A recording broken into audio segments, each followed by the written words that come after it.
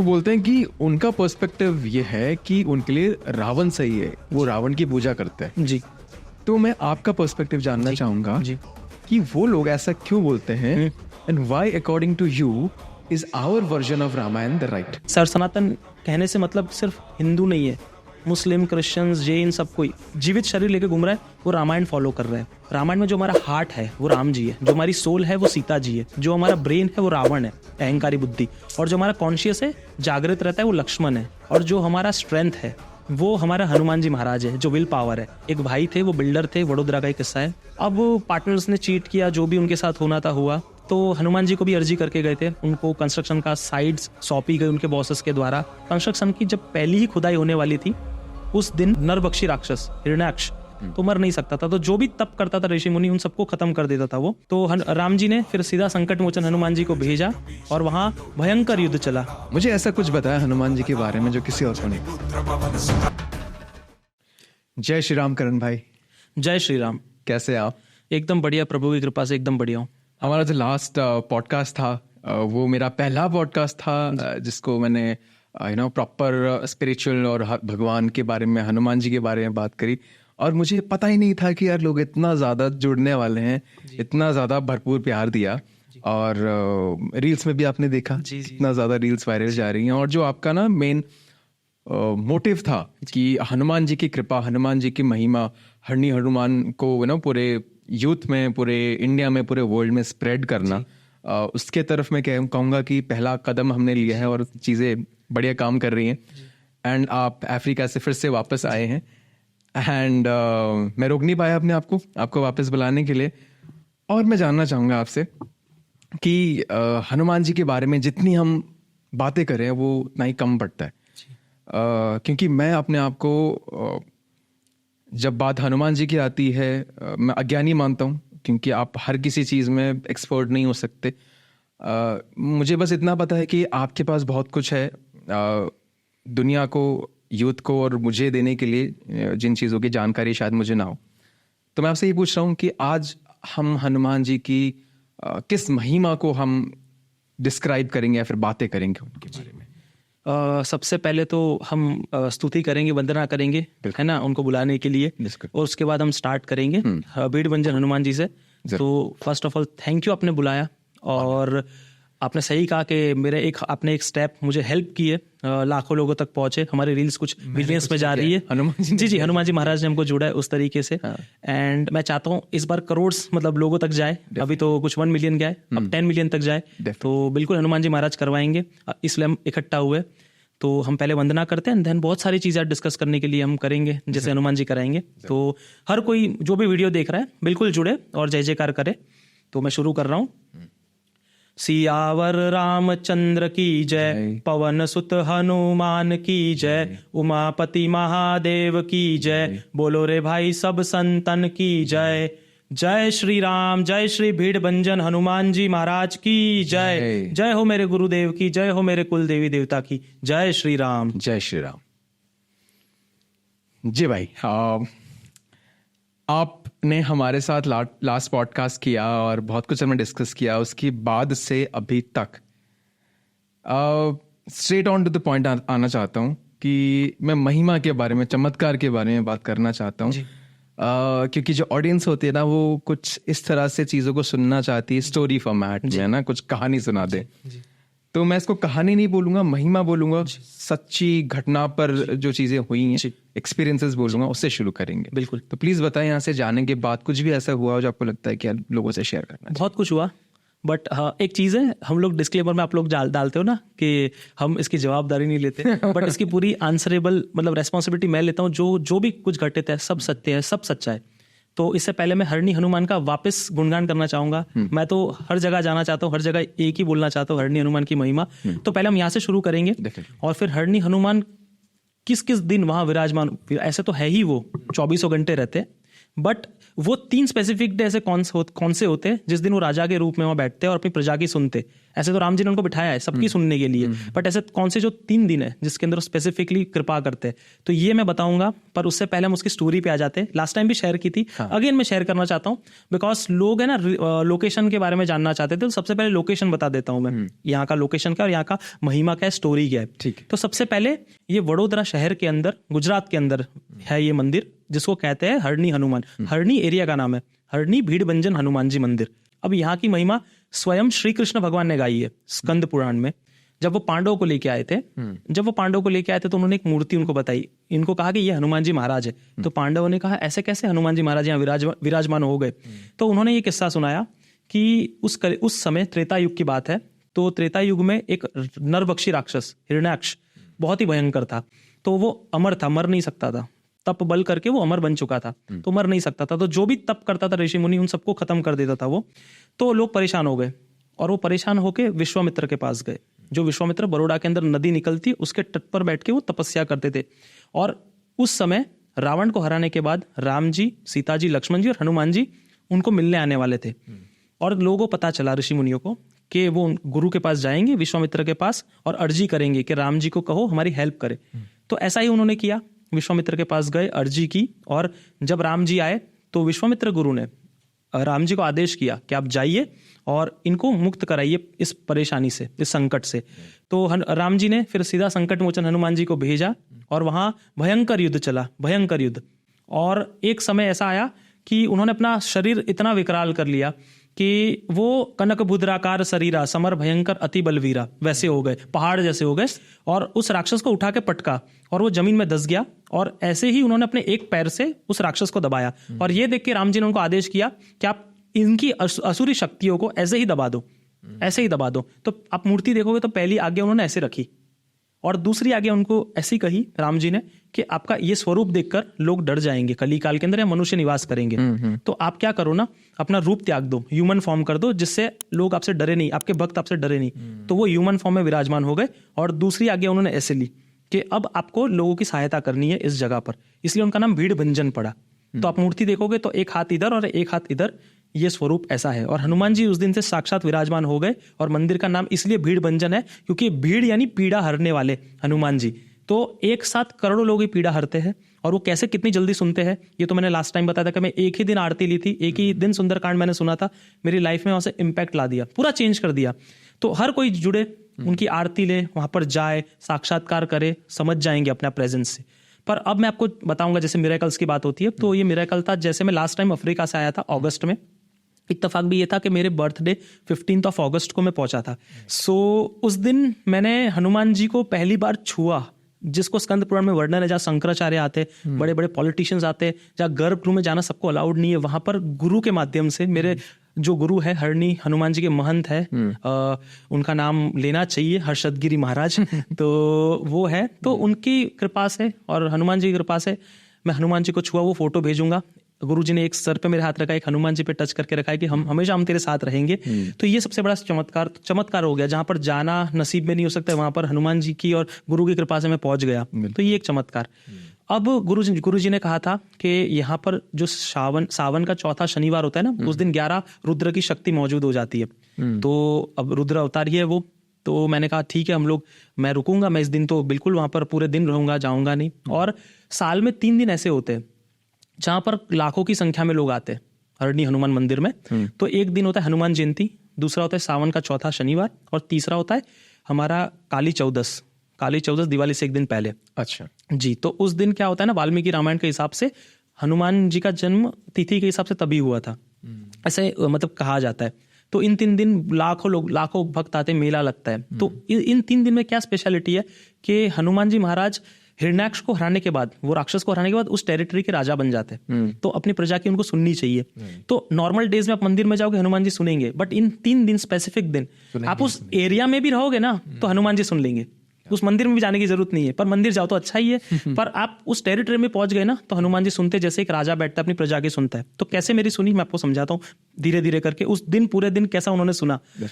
अब मैं आया था सुबह में, तो वहाँ पर गुरु जी की वजह से मेरे न्यूज़ चैनल के अंदर मेरा इंटरव्यू चल रहा है। ये भी सौभाग्य की बात है। मैं कौन हूँ, मैं मतलब इंटरव्यू ले रहे, तो गुरु जी के माध्यम से ही वो इंटरव्यू ले रहे थे, न्यूज़ चैनल्स वाले, लोकल न्यूज़।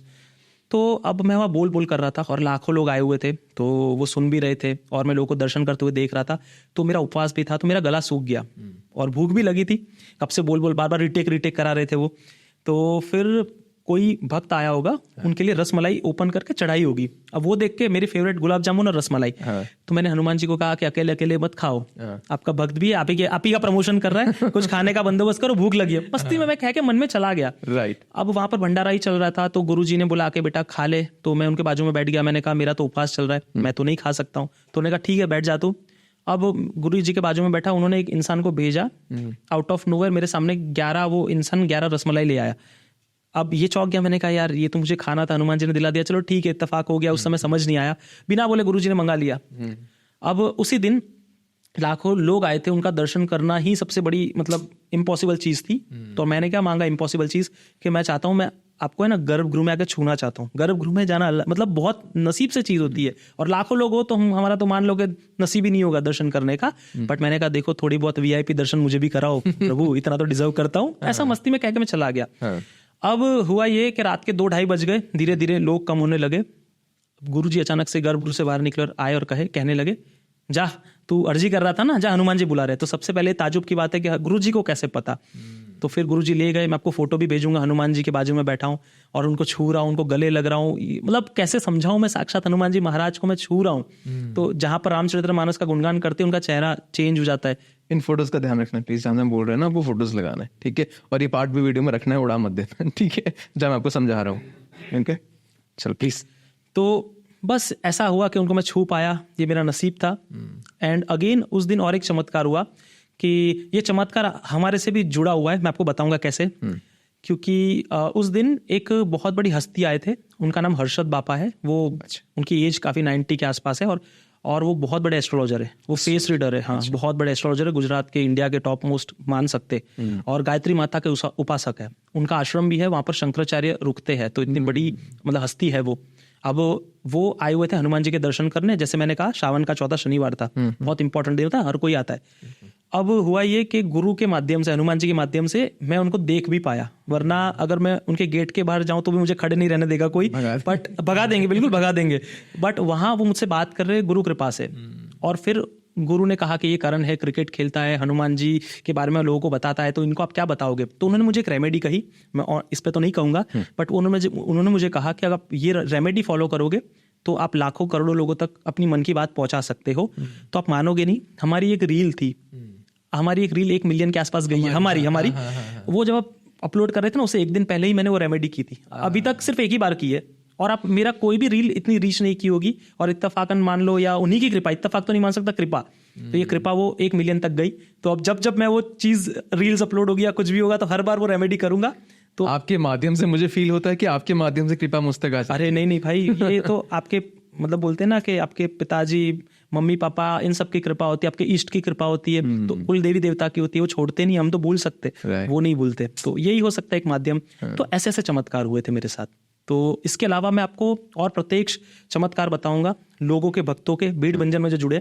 तो वहां पर जब आरती होती है ना, तो वहां पर जल रखा जाता है अभिमंत्रित करके, मतलब कि आरती के समय जल दिया जाता है। तो कोई भी अपने बॉटल लेके जाए, पानी भर के जाए, वहां पर पंडित जो भी महंत जी होते हैं उनको आरती के समय कह दो कि जल रख दो। जिनको भी हेल्थ प्रॉब्लम से जो भी इश्यूज है, वो जल का पानी, आरती का पानी खत्म होने के बाद वो दे देंगे आपको बॉटल, और वो थोड़ा थोड़ा सिप करके पीना है। और जैसे ही खत्म हो जाता है डेली बेसिस पे, तो आपको ऐड कर लेना है। वो आप पियोगे ना, ओके, अपने आप समझ आ जाएगा। इसको वाटर थेरेपी भी कह सकती हो मॉडर्न टर्म्स में, बट हम इसको अभिमंत्रित जल कहते हैं। कैंसर पेशेंट्स, बड़े बड़े न्यूरोसर्जन्स, साइकाइट्रिस्ट, हर कोई आते हैं वहां पर। इसका पावर देखा है, हर कोई आता है, एक बार आके देखे समझ जाएंगे। बड़े बड़े लॉयर्स, हर कोई आता है, जो भी मेडिकल, जिनको भी ट्रीटमेंट चल रही होती है। ऐसा नहीं डॉक्टर्स के ट्रीटमेंट चालू रखो, बट हील होने के लिए हनुमान जी के पास भी आओ। 4th स्टेज 3rd स्टेज के कैंसर वाले भी ठीक है आज। जब डॉक्टर ने कहा था 1-1.5 साल में निपट जाएंगे, बट किसी को कुछ नहीं हुआ है, आज भी आते। और मैं एक चमत्कार दिखाता हूँ। एक हैंडीकैप अंकल आते थे। अब वो हैंडीकैप अंकल का कैसा था कि अकेले रहते थे, उनके घर से निकाल दिया था उनको। मतलब बच्चे ध्यान नहीं रखते होंगे, जो भी होगा कुछ। मुझे ऐसा क्यों लग रहा है कि आपसे ज्यादा मैम को बोलना है, आप जो कुछ बोल रहे हैं, शी इज लाइक वैलिडेशन दे रही। हाँ, अच्छा ये वाली तो याद है। एक्चुअली क्या था ना कि वो मेरे साथ रहते हैं, वो मेरी शक्ति है। हाँ। मेरी वाइफ जहाँ मैं रहता हूँ ना, वो शक्ति है मेरी, वही मुझे गाइड करती है। तो उन्होंने सब देखा है प्रत्यक्ष में, उनके भी मैं एक्सपीरियंस बताऊंगा। जितना मैंने आपसे भी सुना है, आप भी मुझे भी बोल रहे थे, कि उनको भी इंट्यूशंस होते हैं बहुत। इट्स जस्ट दैट वो कैमरे पे नहीं आती है, हाँ बट वो इन सब चीज़ों में ना वो भी बहुत ज़्यादा है। बिल्कुल। जैसे मैंने आपकी बात करूं तो हम जब जहाँ भी पॉडकास्ट में जाते हैं ना तो वो मुझे बता देती है, इंडिकेशंस पता ही देती कि यहाँ पर ऐसा होगा, यहाँ पर वैसा होगा। अभी कल ही हमने शूट किया था निधि के साथ, वहां पर भी उन्होंने बता दिया कि उनके पैर में कुछ प्रॉब्लम है, आप उनको पूछना, जबकि उन्होंने सॉक्स पहने थे और उनके एक्चुअल में पैर में प्रॉब्लम था। तो ऐसा इनको पता चल जाता है। और इन्होंने ये भी देखा था कि उनके यहाँ पर कोई भोले शंकर की बहुत उपासना करता है, और ये निकल के आया कि वो खुद लड़की भोले शंकर की उपासना करती है। तो ऐसा उनको इंट्यूजन्स है। उनके भी मैं बताऊंगा, उनको माता, मेरे ख्याल से मैं आपको बताया था ना कि मुझे भी उन्हीं के थ्रू कृपा प्राप्त हुई है, वही मुझे लेके गई थी शक्ति के फॉर्म में। तो बिल्कुल शक्ति को मानो, शक्ति सर्वशक्तिमान है, सबसे पावरफुल है। अब भक्तों के एक्सपीरियंस शेयर जी अभी मेरे को याद है।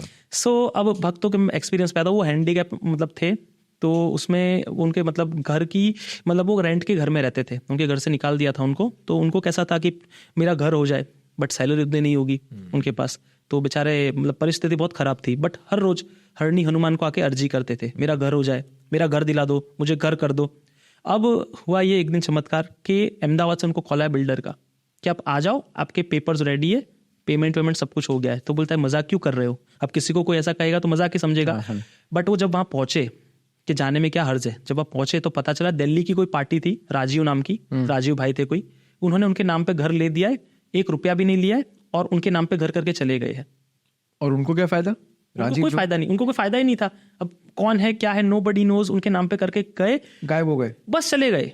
फिजिकल फॉर्म में ही अभी भी होंगे, कहीं कहीं पर होंगे, दिल्ली में ही होंगे, बट अपना पहचान नहीं देना चाहते, बस नहीं देना चाहते थे, नाम पे घर करके चले गए। वो अंकल कोई भी हरणी हनुमान में आएगा, वो हर शनिवार मंगलवार को आते, या तो मेरे ख्याल से हर रोज आते होंगे सुबह में शाम में। तो उनसे कोई भी मिले, वो न्यूज चैनल पे आके कह रहे थे बीच में कि मैं अपना छाती चीर के बताऊं कि हनुमान जी सुनते, 1 रुपया मैंने नहीं दिया, मेरे पास पैसे ही नहीं है, पर मुझे मुफ्त में घर कर दिया, मैंने हनुमान जी को अर्जी की थी, तो मिरेकल है। ये कोई माने ना माने, कोई एक बार आके देखे, अपनी अर्जी लगाए, एवरी ट्यूसडे सैटरडे कोई भी आए अर्जी करके जाए। अर्जी लगाने से मतलब है कुछ करना नहीं, हाथ जोड़ने, प्रभु को सरेंडर करना है, और सरेंडर से मेरा मतलब सिर्फ आप और प्रभु, और बीच में कोई नहीं।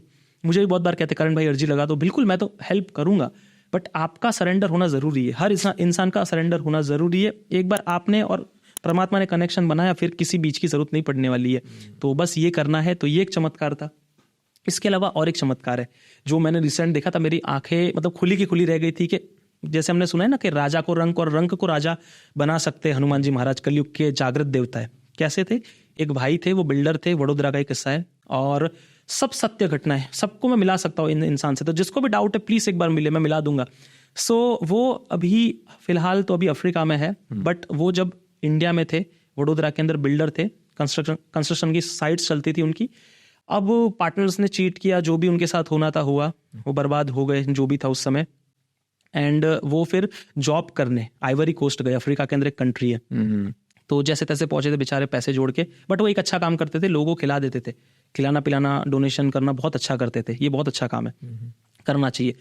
अब हुआ ये कि वो अर्जी लगा के गए थे हनुमान जी महाराज, और शिव जी के कट्टर उपासक, बहुत शिव जी की उपासना करते हैं, और शंकर स्वयं केसरी नंदन। तो हनुमान जी को भी अर्जी करके गए थे, और मेरे गुरु जी को बहुत मानते हैं, तो कह के गए थे कि आप बस हनुमान जी महाराज लाज रखना, जहाँ से आपने मुझे रोका है ना वहीं से मुझे बढ़ाना, बस इतनी अर्जी करके गए थे। और वो वहाँ जाके काम सीखने लगे, करने लगे, और उनको कंस्ट्रक्शन का साइट्स सौंपी गई उनके बॉसेस के द्वारा, और वो हैंडलिंग करते थे। अब वो कंस्ट्रक्शन की जब पहली ही खुदाई होने वाली थी, उस दिन उनकी खुदाई में 500 करोड़ का सोना निकला।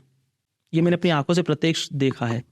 और देखो उनको मिला जो भी मिलना था, मैं ज्यादा तो नहीं कहूंगा, बट प्रत्यक्ष मैंने आंखों से अपने देखा है 500 करोड़ का सोना।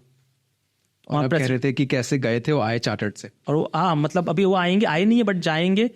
अभी गए थे तो पैसे जोड़ के गए थे, और अभी आएंगे तो चार्टर्ड प्लेन से आएंगे खुद के। सो दिस शोज कि हनुमान जी की कृपा क्या है। और देवता चित्त न धरई, हनुमत से ही सर्व सुख करई। हम कलयुग के प्राणी डिजायर्स पूरी करेंगे। मैं लालच नहीं दिखा रहा हूँ, बट हनुमान जी कुछ भी कर सकते, बता रहा हूँ कि जागृत देवता है वो, इसलिए मैं कह रहा हूँ। तो ये है हनुमान जी, हरणी हनुमान जी की चमत्कार। बिल्कुल भाई। और जब हम ऑफ कैमरा बात कर रहे थे, आपने एक चीज कही कि मेरे ना सारे पॉडकास्ट मेरे गुरुजी देखते हैं। जी जी। और मानस भाई, जब आपने लास्ट टाइम मुझे एक सवाल पूछा था, मैंने उसका आंसर किया था, लेकिन जब गुरुजी ने वो उस आंसर को सुना, उन्होंने कहा कि करण आप ना इसको इस तरह से कवर कर सकते थे और बेटर होता। जी जी। तो सवाल मेरा ये था कि जब हम ये बोलते हैं कि भगवान हर कहीं होते हैं, तो हम मंदिरों में ही क्यों ढूंढते जाके उनको? है ना? तो इस सवाल पे आपने बोला था कि गुरुजी ने मुझे बताया कि इसको बेटर वे में ऐसा है, प्लीज वो बताएं कि कैसे। सबसे पहले तो पॉजिटिविटी वहाँ का ऑरा अलग होता है। अब दूसरी चीज, जब आप मंदिर में चढ़ के जाते हो ना, तो जो सीढ़ियाँ होती है वो ऑड नंबर्स में होती है, 1, 3, 5, 7 कभी भी देखना। अच्छा। तो दिस शोज के वहाँ पर ड्युअलिटी नहीं है, एक ही है ना, ऑड एक ही है, डबल कुछ नहीं है वहाँ पर, सिर्फ मात्र एक ही है। और एक चीज शो करता है कि जब आप सीढ़ियाँ चढ़ के जाते हो ना, तो आप सीढ़ियाँ ऊपर की तरफ ही होती, नीचे की तरफ नहीं होती, तो भगवान के पास आप ऊपर ही जाओगे, नीचे नहीं जाओगे। और अब आपने और एक चीज पूछी थी कि आप आरती, धूप, ये सब क्यों करते हैं, इसका क्या रीजन है? तब मैं बराबर नहीं बोल पाया था।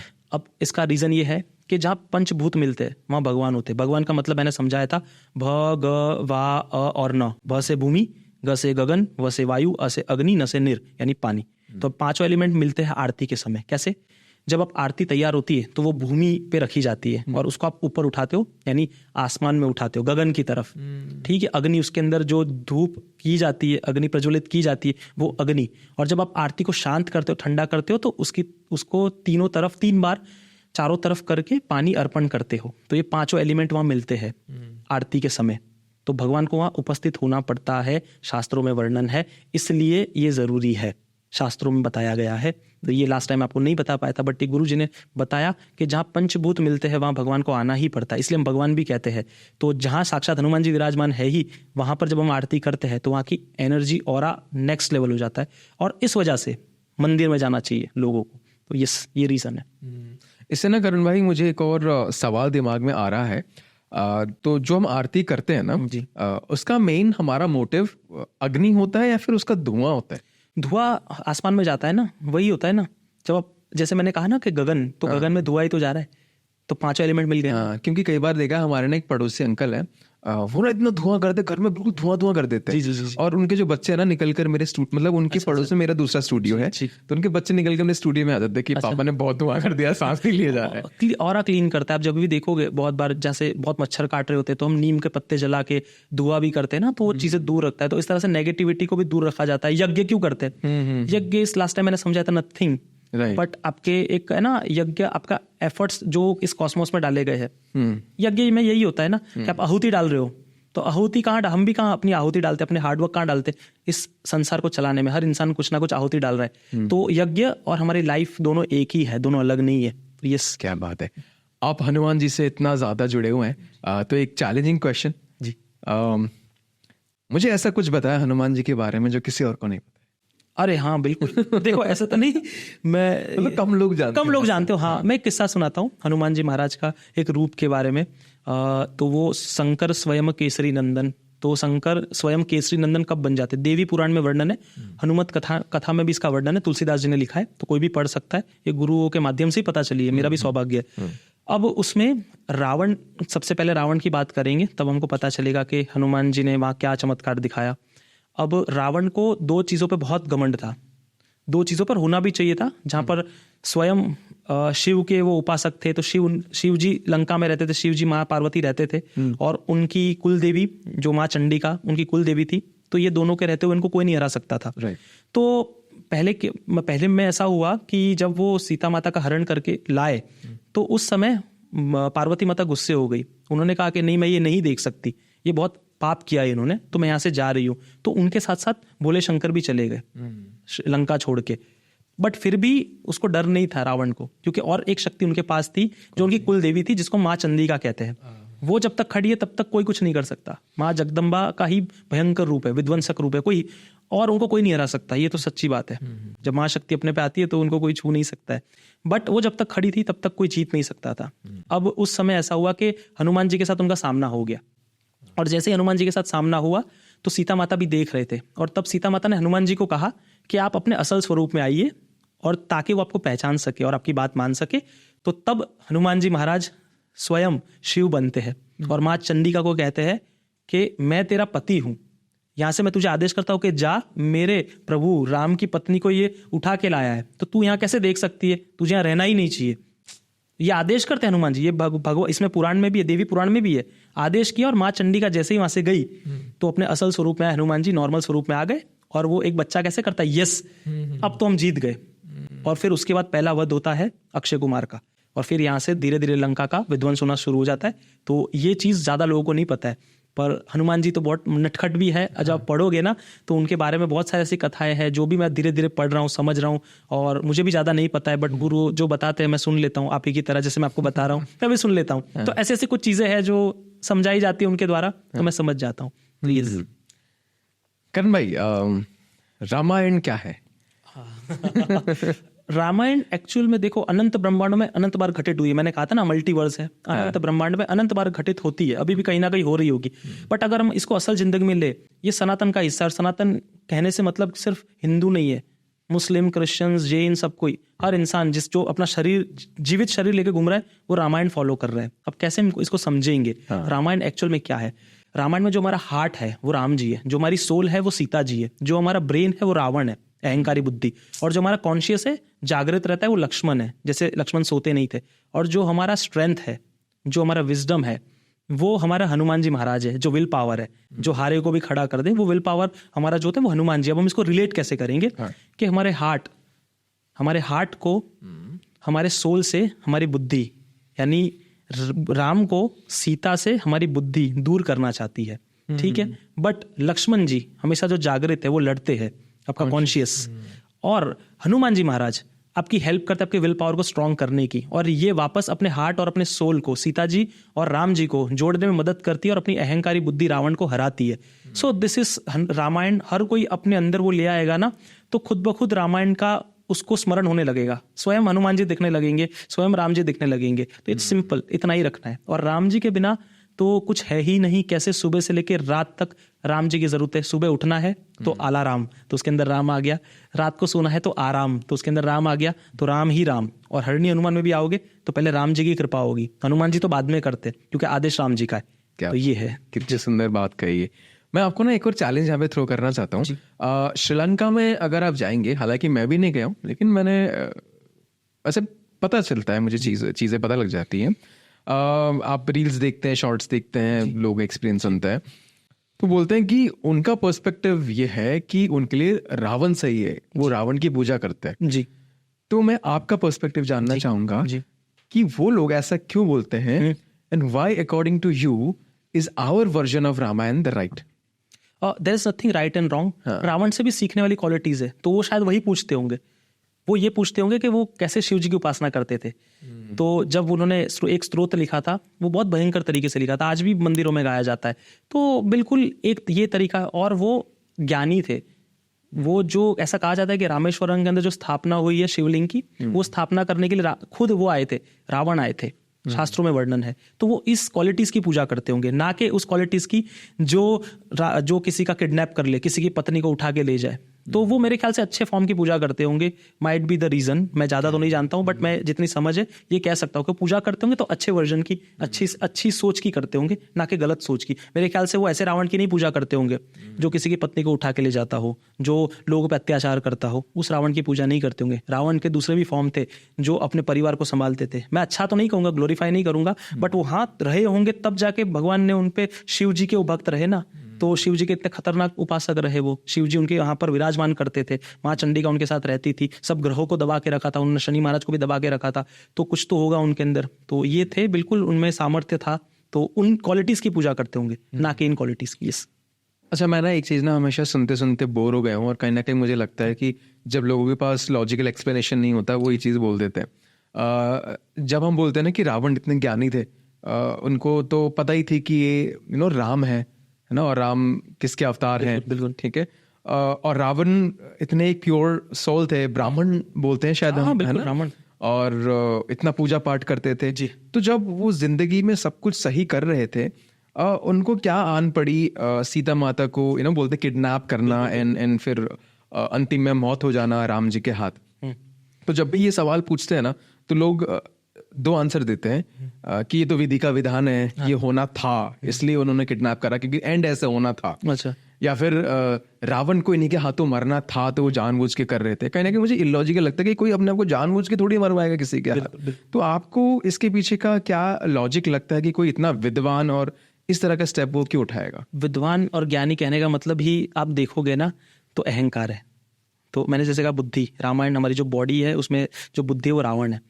तो आप में ज्ञान कितना भी हो, लेकिन आपका नेचर अच्छा नहीं है ना, नेचर इन टर्म्स ऑफ किसी और की पत्नी की तरफ गंदी नजर करना, तो अंत तो होना है, अंत तो होना है। अपनी पत्नी को छोड़ के वो दूसरे की पत्नी पे नजर कर रहे थे, तो अंत तो पक्का था। तो बिल्कुल उनकी बुद्धि ने उनको हराया। अपनी बुद्धि हमको चलाती है, हमारे सेंस। हम दारू को क्यों मना करते, हम एकदम समझदार है, बट जब शराब पी लेते तो हम अपने सेंसेस में नहीं रहते, बुद्धि भ्रष्ट हो जाती है। तो उनकी भी हो गई, इतनी शक्ति देख के, इतना पावर देख के, इतना अभिमान उनके अंदर आ गया, तो बिल्कुल अंधे हो चुके थे। जब उनके भाई समझा रहा था, जब उनका बेटा मेघनाथ उनको समझा रहा था कि नर नारायण है, कोई छोटे मोटे नहीं है, बट अरे मेरे सामने कौन, मैं तो शिव का उपासक हूँ, मैंने ये किया है, मेरे पास ये शक्ति है, तो वो अहंकार के अंदर अंधे हो चुके थे। और फिर बताया विधान ने, विधि के विधान ने, कि कौन सामने, हरि स्वयं खड़े हुए। तो बिल्कुल यही मैं आंसर दे सकता हूँ। मेरी जो टेक्निकल क्वेश्चन है, जो मुझे पर्सनली जानना था, वो मैंने आपसे पूछ लिया जी। अब मैं इंटरेस्टेड हूँ आपकी साइड से जो आप ऐड करना चाहेंगे, स्पेशली भीड़ भंजन के बारे में, उनकी मिरेकल्स के बारे में। प्लीज आपके पास जो कुछ भी है, दुनिया को पता लगे कि ये किस जगह पे है, क्या है, इनकी क्या क्या महिमा है, थोड़ा सा ऐड करें। और जी सुनने में अच्छा लगता है। बिल्कुल बिल्कुल। मैं अपना पर्सनल एक्सपीरियंस साधना का करूंगा जी। साधना का ऐसे किया नहीं जाता है, बट मैं करना चाहता हूँ, क्योंकि लोग आप कुछ ये भी बता रहे थे ना मुझे कि आप 508 टाइम्स, या नहीं, वो मैं करने वाला हूँ 501 टाइम्स। हाँ, इन सबको प्लीज इंक्लूड करना, मुझे भी जानना है। मैं चाहता हूँ कि लोगों को पता लगे कि आप करते हैं सब, क्योंकि मेरे सामने आप ऑफ कैमरा मंत्र जाप करने में लगे हुए थे। मुझे इतना एम्बैरेसिंग लग रहा था गेट बंद करने में, खोलने में, कि यार डिस्टर्ब ना हो जाए। नहीं, वो तो मेरा डेली का पार्ट रहता है। तो मैं कहीं पर भी रहता हूँ, जैसे मैं ट्रैवल कर रहा हूँ, कभी बस में हो गए, कभी गाड़ी के अंदर हो गए, कभी प्लेन में हो गए, तो मैं पार्ट कर लेता हूँ। तो इस वजह से कर रहा था, अभी आया था। तो हाँ, मैं अभी ये सोच रहा था कि 501 हनुमान चालीसा करूंगा शिवरात्रि के दिन। तो बस मन है, 17-17.5 घंटा लगते हैं, बट एक है कि एक दिन उनको उनके नाम किया जा सकता है और इसका भयंकर परिणाम दिखते हैं। और मैं अपने ऑडियंस को बताऊं, जब भी हम कोई चीज बहुत फास्ट, तेजी से बोलते हैं, जी। अक्सर हम शब्दों को खा जाते हैं। जी हाँ, क्लियर उच्चारण नहीं करते जी। बट आप इतना क्लियर उच्चारण कर रहे थे। अच्छा। एंड जब मैंने उसकी तारीफ करी आपको, आपने कहा मेरी स्पीच मेनली है ना सुधरी है इस चीज से। एंड मैंने रैप वगैरह भी तो अगर ऑन कैमरा थोड़ा बहुत रैप अरे बिल्कुल बिल्कुल कर सकता हूँ। देखो, एक क्वालिटी हनुमान जी महाराज की वजह से कि मैं रैप भी कर सकता हूँ। तो मैं रैप बिल्कुल सुनाना चाहूंगा, अगर सुनना चाहते हो। देखो, हनुमान जी की बात कहाँ रैप पे आ गई, बट एक स्किल है जो मैं बोलने से डरता था, मैं बोल नहीं पाता था, तो मैं चलो सुना देता हूँ। तो मेरे एक ख्याल से एक दिल्ली के ही रैपर है इक्का, उन्हीं का सुनाऊंगा, मेरा फेवरेट है इस वजह से, तो मैं उनका सुनाना चाहूंगा। बिल्कुल जी, स्टार्ट कर रहा हूँ, ध्यान से सुनना। इरशाद। हिप हॉप सुना मैंने पूरे 8 साल, जेजी एमिनेम मेरा भूतकाल, मैं भी था वो नबी कहीं ना कहीं, baggy gene long T shirt से था मेरा हाल। 2025 मानस के शो पे मैंने किया शो पहला, ऐसे करते करते आसपास नाम फैला, सुनने का शौक सुनाने का था ज्यादा मजा, सॉन्ग था मैं हाँ म्यूजिक जैसे मेरी लैला, रिकॉर्डिंग्स के लिए ना था पैसा पास, 10-20 कर कैसे जोड़े मुझे याद, दोस्त अच्छे जो चले साथ साथ मेरे आज भी हूँ आम, ना मैं कोई खास, आगे जाना मेरा ड्रीम मेरा विजन, ये है रियलिटी ना ये कोई फिक्शन, रैप है ड्रग जिसका मुझे एडिक्शन, जब था मैं 30 का था मैं ऑन टेलीविजन। क्या बात है, ये आपने ऑन द स्पॉट बनाया क्या? नहीं, ये मानस कैसे शो ऐड हो गया? बस वो मैंने अपने हिसाब से ऐड कर दिया। क्या बात है। हम बात कर रहे थे भीड़ भंजन के महिमा के बारे में, तो हम थोड़ा सा ऑफ ट्रैक आ गए। नहीं, ये महिमा है, मैं रैप कर पा रहा हूँ, ये महिमा ही हो गई। मेरे जैसा इंसान जो नहीं बोल सकता था बोल पा रहा है, चमत्कार है। ये तो वो वाली बात होगी, बोलने लगी, देखा आपने? हाँ बिल्कुल। चलो आप प्लीज बताएं मुझे थोड़ा सा और भीड़। हाँ, अब मैं आता हूँ अपने साधना के ऊपर।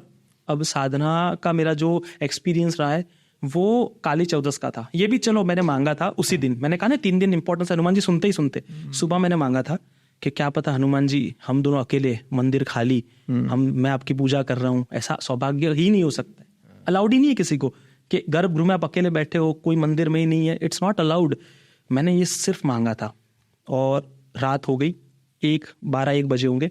गुरुजी ने कहा इधर आ, और रात का टाइम था और काली चौदस के दिन तांत्रिक प्लेन जो हम कहते हैं अकल्ट की दुनिया पावरफुली एक्टिव हो जाती है। उस दिन किया गया तंत्र हजारों दिन के ऊपर भारी पड़ जाता है, ऐसा होता है, कोई भी पढ़ेगा शास्त्रों में ही वर्णन है। अब उस दिन मैं, और होली के दिन और दिवाली के दिन स्पेसिफिक तंत्र का प्रयोग होता है।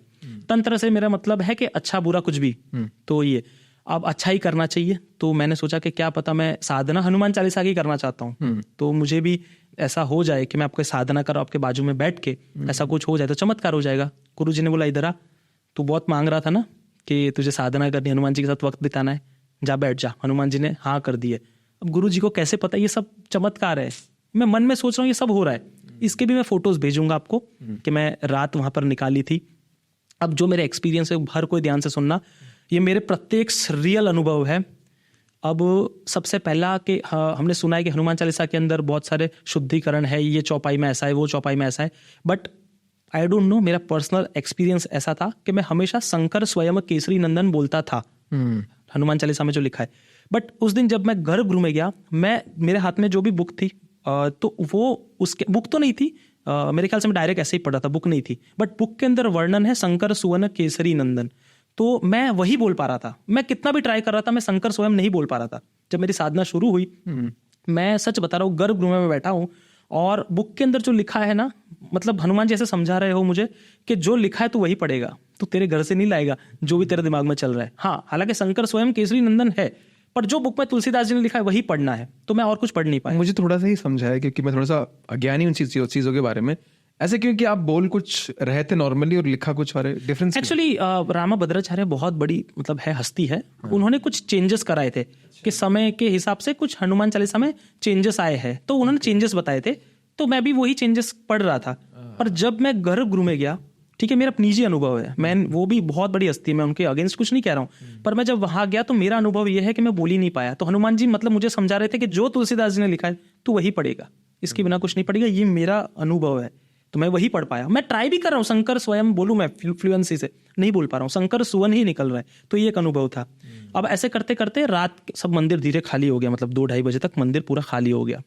3 बजे के आसपास बजे थे और ऐसे करके एक आवाज मेरे पास हुई कान के पास, और मैं लिटरली डर गया। और वो डरा तो मुझे पहले क्या लगा, नींद की वजह से ऐसा हो रहा है, क्योंकि माइट भी मैं ज्यादा पाठ कर रहा था, साधना चालू थी, आधे तक पहुंच गई थी, तो मुझे लगा सपना हो सकता है या कुछ भी हो सकता है, नहीं मैंने समझा इतना, बट गूज़बम्स आ गए, देखो अभी भी आ रहे हैं, तो ऐसे आ गए थे।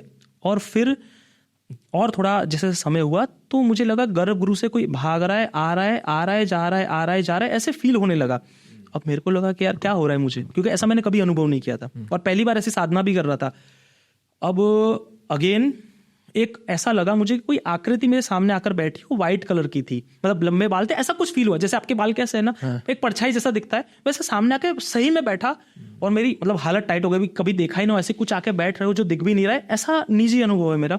और फिर अगेन आवाज हुई, अब जब ये आवाज हुई तो मैं बोला कि भाई अब रहने दो, ये पूजा अपने से तो होने से रहा। मैंने हनुमान जी को कहा, देखो हनुमान जी महाराज, ये मैं मेरे लिए कुछ नहीं कर रहा हूँ, मैं चाहता था कि जो भी मेरे पॉडकास्ट देखते हैं तो जो भी हमसे कनेक्ट होते हैं यहाँ पर जो भी है सब पे कृपा करना, इसमें मेरा भी स्वार्थ है, जब लोगों के काम पूरे हो जाएंगे तो मुझे कहीं ना कहीं ब्लेसिंग्स देंगे, तो मेरा भी स्वार्थ है ही इसमें, ऐसा नहीं है। बट ठीक है, आपको तो राम जी ने आदेश किया है तो आपको तो करना ही पड़ेगा, मैं पूजा करूँ कि ना करूँ, मैं तो उठ जाऊंगा अगर मुझे ऐसा डर आया तो। मैं सही में डर रहा था क्योंकि बहुत डेंजरस आवाज जो थी ना, मैं सच बता रहा हूँ। और हाँ, उनकी जो मूर्ति थी, मैं ऐसे बैठा था और मूर्ति ऐसे थी, और कभी उनकी होठ ऐसे और कभी होठ ऐसे ऐसे, मतलब फील हो रहा था, मतलब ऐसे ऐसे नहीं हो रहे थे, बट एक टाइम ऊपर और एक टाइम नीचे, ऐसा मुझे मतलब बाकायदा फील हुआ, ऐसा हो रहा था। अब ऐसे करते करते 4:10, मैं क्योंकि मेरे सामने घड़ी लगी थी, मैं टाइम देख रहा था, और जब वो मैंने चीजें और बढ़ने लगी तो मैंने एक वीडियो बनाया, वो वीडियो है मेरे पास, बताऊंगा मैं, और वो वीडियो में रिकॉर्ड किया। अगर मुझे इस साधना के दौरान कुछ होता है तो इसके जिम्मेदार हनुमान जी महाराज होंगे। उसके बाद हनुमान जी ने मुझे डराना बंद कर दिया, मतलब कि ये ऐसा था कि मैं डर रहा था। फिर मैंने 6 बजे तक अपनी साधना पूरी की और कपाट खुले, मतलब कपाट खुले, मंदिर खुला, और फिर मैं अपने घर जाके सो गया। और अगले दिन मैं गुरुजी को मिलने गया। अब अगले दिन गुरुजी को मिलने गया, उनके घर पे बैठ के खा रहा था। गुरुजी ने, मैंने किसी को कुछ शेयर नहीं किया था क्या हुआ है क्या नहीं है, मेरे तक रखा मैंने। तो गुरुजी ने मुझे कहा कि आवाज़ कैसी थी, मैंने कहा है, मतलब कैसे आपको पता? तो उन्होंने कहा कि मैं बताता हूँ धीरे धीरे, तू खा ले पहले। चलो ठीक है, ये भी ठीक है। मैंने कहा सबसे पहले तो उनको पता कैसे चला? अब पता तो चलेगा ही भाई, हनुमान जी की जो दिन रात सेवा करते हैं उनको पता ही चलेगा। और फिर उन्होंने कहा हनुमान जी बहुत खुश है तुझसे। मैंने कहा क्यों? तो बोले कि नहीं, तूने अपने लिए कुछ काम मांगा था। मैं, मतलब ये भी है कि मेरे मन को पता है मैंने क्या मांगा है, गुरु को कैसे पता मैंने क्या मांगा था, ये एक चीज हो गई। और फिर उन्होंने कहा कि, फिर मैंने उनको पूछा कि जो मुझे अनुभव हुए थे वहां पर क्या आकृति थी, वो क्या चल रहा था वहां पर। तो उन्होंने कहा कि बेटा तू पहली बार वहां गया था, लेकिन उस समय गंधर्व, प्रेत या चाहे देवता, हर कोई उनकी पूजा उपासना करने आता है, अघोरी आते हैं, हर कोई आता है किसी ना किसी फॉर्म में। बट तुम बैठे थे तो जो आवाज महसूस हो रही थी, माइट भी ऐसे संत, साधु, सिद्ध पुरुष, वहां पर समाधि भी है, जागृत समाधियां है। आप हरणी हनुमान में जाओगे ना तो जीवित समाधियां है। मैं आगे उस पे भी आता हूँ। एक बहुत चमत्कारी मुनि महाराज की भी समाधि वहां पर है। तो ऐसे लोग वहां पर आके विचरण करते हैं। उस समय मैंने कहा तांत्रिक प्लेन एक्टिव हो जाता है, तो ऐसे लोग आके उपासना कर रहे होंगे, पूजा कर रहे होंगे। मैं वहां पर आके बैठ गया, तो मेरे लिए नया था, बट उन्होंने कहा कि डरने की जरूरत नहीं है, तेरी अच्छे से पूजा हो गई है, अच्छे से तेरा पाठ हो गया, चिंता मत कर, हनुमान जी भी खुश है। तो मैं फिर बहुत रोया। फिर मैंने कहा हनुमान जी महाराज आपने फील बहुत कुछ कराया, बट ये प्रत्येक सही में हुआ, सही में हुआ। और मैं और एक चीज आपको बताना चाहूंगा, मैं आपको हनुमान जी के जो पैर है ना, साक्षात पैर हरणी हनुमान के, आप तो कोटिंग देखते हो, बट उसके पीछे आपके और मेरी तरह पैर है। मैंने हर बार कहा है, बट इस बार गुरु जी से अनुमति मिली है कि मैं बता सकता हूं, तो मैं ऑन स्क्रीन लोगों को बताऊंगा। और वो फोटो भी मेरे पास कैसे आई थी, उसमें भी चमत्कार हुआ था। तो पहले ये बता देता हूं मैं कि चमत्कार कैसे हुआ था, ये फोटो मुझ तक कैसे आई। बिल्कुल। मेरे पॉडकास्ट ऐसे ही वायरल मतलब हो गए थे और गुरु जी तक पहुंचे थे। हरणी हनुमान की रील्स वायरल हुई थी, तो वहां पहुंची। मैं तब तक किसी को कुछ नहीं जानता था, तो उन्होंने देखा कि कोई लड़का हरणी हनुमान की बात कर रहा है, तो हम कनेक्ट हुए, उनके बेटे से मैं कनेक्ट हुआ। एंड जब बातचीत हुई तो ऐसे करते करते उन्होंने मुझे कहा कि अभी तो आप अफ्रीका में हो, तो आपके घर से कौन आ सकता है हमारे पास कुछ उपहार या गिफ्ट देने, आप बहुत अच्छा कर रहे हो कि राम नाम और हनुमान जी को लोगों तक पहुंचा रहे हो। तो मैंने कहा मेरी वाइफ अभी होगी घर पे, वो आ जाएगी, तब इंडिया में थी वो। तो मेरी वाइफ गई और उन्होंने कहा कि हम ये फोटो किसी को नहीं देते, उनके जो वंशजली है उसमें भी किसी को अलाउड नहीं है। तो उन्होंने मुझे चूज किया सबसे पहले वो फोटो देने के लिए कि ये जाएगी, और ये प्रत्येक पूरा वीडियो में भेजूंगा कि जब ये मुझ तक फोटो आ रही थी तब वो फोटो हरणी हनुमान जी के सामने रखी गई। और जो मेरे गुरु जी के लड़के हैं केदार गिरी, वो भी महंत है, उन्होंने मांगा कि ये आपका कोई पागल भक्त है करण, उसके पास ये फोटो जाएगी तो इस पर कृपा करना। और जैसे ही उन्होंने कहा, वहां सब फ्लावर्स रखे थे, उसमें तो धड़ाम करके एक फ्लावर गिरा विदिन 3 सेकंड्स। ये वीडियो मैंने पोस्ट भी किया है, बट आपको भी भेजूंगा, तब आप बताना लोगों को। तो फिर वो फोटो मेरे पास आई और वो साक्षात पैर मुझे नसीब हुए देखने के लिए। मैंने तो छुए भी है, और मैं लोगों को भी बताना चाहता हूँ। तो भीड़भंजन हनुमान जी रियल, त्रेता युग से सबसे प्राचीन हनुमान जी का मंदिर है वडोदरा में। एक बार आए और फील करे और बस जाए, अपने आप समझ आ जाएगा। तो अब तो आ चुके उनके नाम की बाढ़, ये साल, आने वाले साल, हर साल उनका साल है, भीड़भंजन हनुमान जी का साल है। अब देखना लोग पागल हो जाएंगे। Definitely definitely. और जब आप अपने एक्सपीरियंस के बारे में बात कर रहे थे, मुझे एक सवाल आया, वो जो आवाज आ रही थी ना वो करके, वो मतलब उस आवाज की कोशिश क्या थी? आपको भंग करना, आपको ऐसे भगाना? नहीं, हो सकता है कि वो कुछ कहना चाहते हो, मैं ना समझ पा रहा हूँ। क्योंकि बहुत बार जैसे मैंने कहा ना, होठ हिल रहे थे, गुरुजी ने ये भी कहा कि बहुत बार वो कुछ कहते हम समझ नहीं पाते। तो मैंने कहा हनुमान जी आप ऐसा ही समझाया करो जो हमको समझ आए, हमारी बुद्धि वैसी नहीं है। जो जैसे आप आते हो कभी सपने में, कभी किसी के फॉर्म में, ऐसे ही समझा दो, मैं ऐसे ही समझ जाऊंगा। ये मेरे को डर लगता है, ये सबसे डर इन द टर्म्स मैं अगर बोलूँ तो मेरा माइंडसेट वॉरियर वाला है, पर भगवान के सामने आप वॉरियर नहीं बन सकते हो। अब तो नतमस्तक हो सकते हो, इंसान के सामने चलो कर सकते हो, आप अपनी ताकत बता सकते हो, लेकिन भगवान के सामने थोड़ी ना। भगवान डराओ मत भाई। और सच बता रहा हूँ, वो ऐसी आवाज थी कि कोई कांप जाएगा, बहुत डेंजरस। आपने फर्स्ट आवाज निकाली, मेरा भी हार्ट बीट तेज हो गया। वो तो इंसान की आवाज है, वो जो मैंने फील की थी वो तो मैं ही जानता हूँ। मैं वही कहने की कोशिश कर रहा हूँ, किसी इंसान ने कोई आवाज जो सुना है उसको मिमिक करके बता रहा है, उससे मेरी हार्ट बीट तेज हो गई। जिसने सुना है उसकी क्या हालत हुई होगी। अरे मैं वीडियो बनाया मैंने कि भाई मैं अगर कुछ होता है तो हरणी हनुमान जी जिम्मेदार है मेरी मौत के। आप जब इस एक्सपीरियंस के बारे में शेयर कर रहे थे, आपने समाधि के बारे में थोड़ा मेंशन करा कि बड़े बड़े संतों की समाधि बनी है। आपने उसके बारे में बताऊंगा, तो क्या बताने हैं? सबसे पहले वो जो मुनि महाराज थे वो बोलते नहीं थे, मतलब मौन था उनका। तो वो कैसे आए थे ये भी मैं बताता हूँ कि जो मेरे गुरुजी थे, वो गुरुजी के जो पिताजी थे वो रहे नहीं थे, तो मेरे गुरुजी गुस्सा में वहां साधना करने बैठ गए रात को कि मेरे पिताजी को लाओ वापस। तो उनके प्रत्यक्ष उनके पिताजी भी आए और हनुमान जी महाराज उसी फॉर्म में प्रकट हुए। तो उनके पैर देख के मेरे गुरुजी कोमा में चले गए कुछ समय के लिए। सब जानता है पूरा, मतलब वडोदरा जानता है। तो वो कोमा में गए, तो ऐसे ही थे वो बेड पे। और उस समय हिमालय से एक मुनि महाराज आए, उनका फोटो आज भी लगा हुआ है। और वो आए और वो सिर्फ हनुमान जी से बात करते थे। जैसे आपने देखा होगा धीरेन्द्र कुमार शास्त्री अभी जो पर्चा बनाता है ना, वैसे उस समय तो वो स्लेट्स हुआ करती थी, चौक और स्लेट। वो ऐसे लिखते थे और अपनी मर्जी से, ऐसा नहीं कि वो कोई मतलब धाम लगा देते, कुछ नहीं, अपनी मर्जी से जो मन किया, आया तो बता दिया, नहीं आया तो चले गए, किसी को कुछ बताते नहीं थे, मुड़ी थे थोड़े। तो उन्होंने कहा कि हनुमान जी महाराज, उनको अंदेशा आया कि इधर मुझे जाना है, किसी भक्त को जरूरत है। अब वो आए, हनुमान जी से कहा कि आपकी जो शक्तियां है, इस इंसान को देख के झेल नहीं पा रहा है, तो आप अपनी शक्तियां वापस ले लो जो भी है। तो वो चीजें वापस ली गई और फिर मेरे गुरुजी नॉर्मल हुए, मतलब भान में आए। मान लो कोमा से इंसान जागता है, वैसे हाल उनका हुआ। बट जब वो जाते तो कुछ ना कुछ देके जाते हैं। तो मेरे गुरुजी को भी बहुत सारे इंट्यूजन्स होते हैं, बहुत लोग जानते हैं, IPS IAS हर कोई आते जाते हैं, डॉक्टर्स हर कोई इनके साथ बैठता है। मैं खुद की अभी बताया ना, मैं बिना बोले उनको सब कुछ पता चल जाता है। ये कड़े की भी बात मैं बताऊंगा कि ये कैसे, ये भी बिना बताए बहुत सारी चीजें हुई थी, तो ये बताऊंगा मैं आपको। तो हाँ, वो मुनि महाराज ने बात की और फिर हनुमान जी से, और वो चीजें उनको ठीक किया गया। तो वहां उनकी जागृत समाधि लगती है। और ऐसे मुनि महाराज और ऐसे बहुत सारे कोई अघोरी, इन सब की मतलब समाधियां वहां पर है जो वहां पर विराजमान करते हैं, उनकी पूजा करने आते हैं। तो हमारा सौभाग्य है कि उस स्थली पर राम जी आए हैं, कृष्ण जी आए हैं, पांडव आए हैं, हनुमान जी साक्षात विराजमान है। ये तो बहुत नसीब की बात है कि हम वहां पहुंच रहे हैं। एकमात्र सबसे प्राचीन स्थली जहां हनुमान जी विराजमान है। यस। आप तो करण भाई बहुत ज़्यादा कैमरे पे आते हैं, लोग आपकी बातें सुनते हैं। मैं इस मौके का फ़ायदा उठाऊंगा इस तरह से कि वो बातें जो अक्सर होती नहीं है ऑन कैमरा आपके साइड से। मैं आपके वाइफ के बारे में पूछना चाह रहा हूँ जी। आप कहते हैं उनको बड़े इंट्यूजन्स होते हैं, उन्होंने ही शायद मुझे इस ट्रैक पे खींचा जी। तो आप उस चीज़ के बारे में प्लीज़ थोड़ा और बताएं कि क्या है, कैसा है, जी। क्या इंट्यूजन्स आते हैं। बिल्कुल, उनको इंट्यूजन्स तो आते हैं, बट मैं एक नवरात्रि का एक्सपीरियंस शेयर करना चाहूंगा। इंट्यूजन्स जैसे मैं सोच रहा होता हूँ बहुत बार, वो बता देती है, और फिर मुझे डर लगता है कभी कभी मैं गलत ना सोचूं, और वो भी पकड़ लेती है। ये सच में बोल रहा हूँ, बजरंग बली की सौगंध, वो पकड़ लेती है बहुत सारी चीजें। अभी मतलब बोलने जैसी चीज तो नहीं है, हंसते हुए बट वो पकड़ लेती है, पता नहीं कैसे। और वाइफ का नाम ही वाईफाई है, तो वाईफाई कनेक्ट हो जाता है। और मेरा नहीं, लेकिन बहुत सारी जो लड़कियां हैं ना, उनमें इंट्यूजन्स होते हैं। बट और ये माँ शक्ति की उपासना करती है मेरी वाइफ, तो उनको ज्यादा प्रत्यक्ष रूप से शक्ति का अनुभव होता है। कैसे? लाइव प्रूफ इक्विपमेंट होते हैं। हाँ, बिल्कुल। अब हम नवरात्रि के अंदर, मुझे है ना साधना करनी थी हनुमान जी की, और मेरी वाइफ माता रानी की उपासना करती है, माँ दुर्गा की। तो हुआ ये था कि मैं अपना पाठ करने बैठा, पाठ कर रहा था, और मैं और एक चलो एक एक्सपीरियंस शेयर करता हूँ साधना का। ये करने से पहले गुरु जी के पास गया था, मुझे मंत्रों की साधना करनी है, गुरु जी मुझे बताओ। तो गुरु ने कहा कि बेटा, हम बच्चा बन के जितना पूजा करेंगे उतना अच्छा है, जितना हम बड़ा बनने जाएंगे उतने टेस्ट रखेंगे। तो मैंने कहा नहीं मुझे करनी है। तो उन्होंने बता दिया, हाँ जा अब तू कर। अब पहला ही दिन था, मैंने साधना शुरू की। मैं सच बता रहा हूँ, मेरे ना सीरीन लग गए, मेरे प्लेटलेट्स कम हो गए आउट ऑफ नोवेयर, कुछ अपने आप प्लेटलेट्स कम हो गए। अब फिर उस दिन रात का समय था, मुझे खांसी आने लगी, क्योंकि उपास होता है 9 दिन। तो पहले ही नवरात्रि के पहले ही दिन जब उपासना की, उसी दिन डाउन, पूरा बॉडी डाउन हो गई।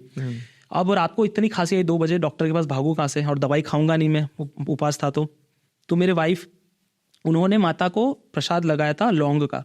तो उन्होंने लौंग अपने हाथ में ली, और मुझे खांसी खाता हुआ देख वो बेचारी डर गई, और कंटिन्यूस आ रही थी, आधे घंटे से सो ही नहीं पा रहा था मैं। तो उन्होंने हाथ में लौंग ली और माता को कहा कि मेरे पति है ना ठीक हो जाने चाहिए। और लौंग मैंने वो लेके अपने मुंह में खाई और चबाई उसको, मतलब इन्होंने गर्म करके मुझे दी थी और मैं चबाई, और विद इन 2 सेकंड से 10 सेकंड के बीच में खांसी गायब, और मैं शांति से सो गया। तो ये एक चमत्कार के माता रानी उनको सुनती है। तो एक तो हनुमान जी ने बहुत निचोड़ दिया। हनुमान जी भी बता रहे थे कि भाई सीधे से मैं आता हूँ हनुमान चालीसा पढ़ने से, ये सब करने की क्या जरूरत है। बट हाँ, मेरी साधना के बीच अगेन मुझे सीरीन चढ़ी 5वें या 6ठे दिन, बट मेरी साधना नॉर्मली कंप्लीट हुई, और जो मैं जानना चाहता था, देखना चाहता था, वो मुझे ऐसे दर्शन हुए। इसके बारे में ज्यादा तो नहीं बताऊंगा, बट ऐसे दर्शन हो गए। बट इनके बीच में 7वां 8वां दिन था, तो मेरी वाइफ फोटो को देख के, माता रानी का फोटो देख के हंस रही थी कि हाँ। मैंने कहा पूजा होने के बाद पूछूंगा क्यों हंस रही हो। तो जैसे ही पूजा खत्म हुई, मैंने पूछा कि मतलब क्यों हंस रही थी। तो उन्होंने कहा माता हंस रही थी इसलिए मैं भी हंस रही थी। मैंने कहा माता हंस रही थी, वो फोटो ही है कांच का। तो मैंने कहा माता हंस रही थी यार, ये मतलब मैं जानता हूँ भाव में आ जाते तो सब कुछ होता है, मैं किसी का अगेंस्ट नहीं हूँ। स्वयं हरणी हनुमान जी अपना फेस चेंज कर लेते हैं, बट मुझे नहीं हो रहा था। तो मैं चाहता था, जानबूझ के पोक कर रहा था कि मुझे भी कुछ हो तो मैं इनको थोड़ा छेड़ता हूँ, क्योंकि मैं जब मेरी वाइफ को छेड़ता हूँ तो माता रानी मुझे सबक भी सिखाती है और अच्छा भी करती है। तो मैंने क्वेश्चन किया मन से कि क्या पता ऐसे ही करती होगी, भाव में आ जाके आ जाती होगी, इसलिए आई डोंट थिंक सो कैसी माता हंसती होगी। 9वां दिन था, मैं पाठ कर रहा था और नारियल तोड़ के मुझे भोग लगाना था माता को।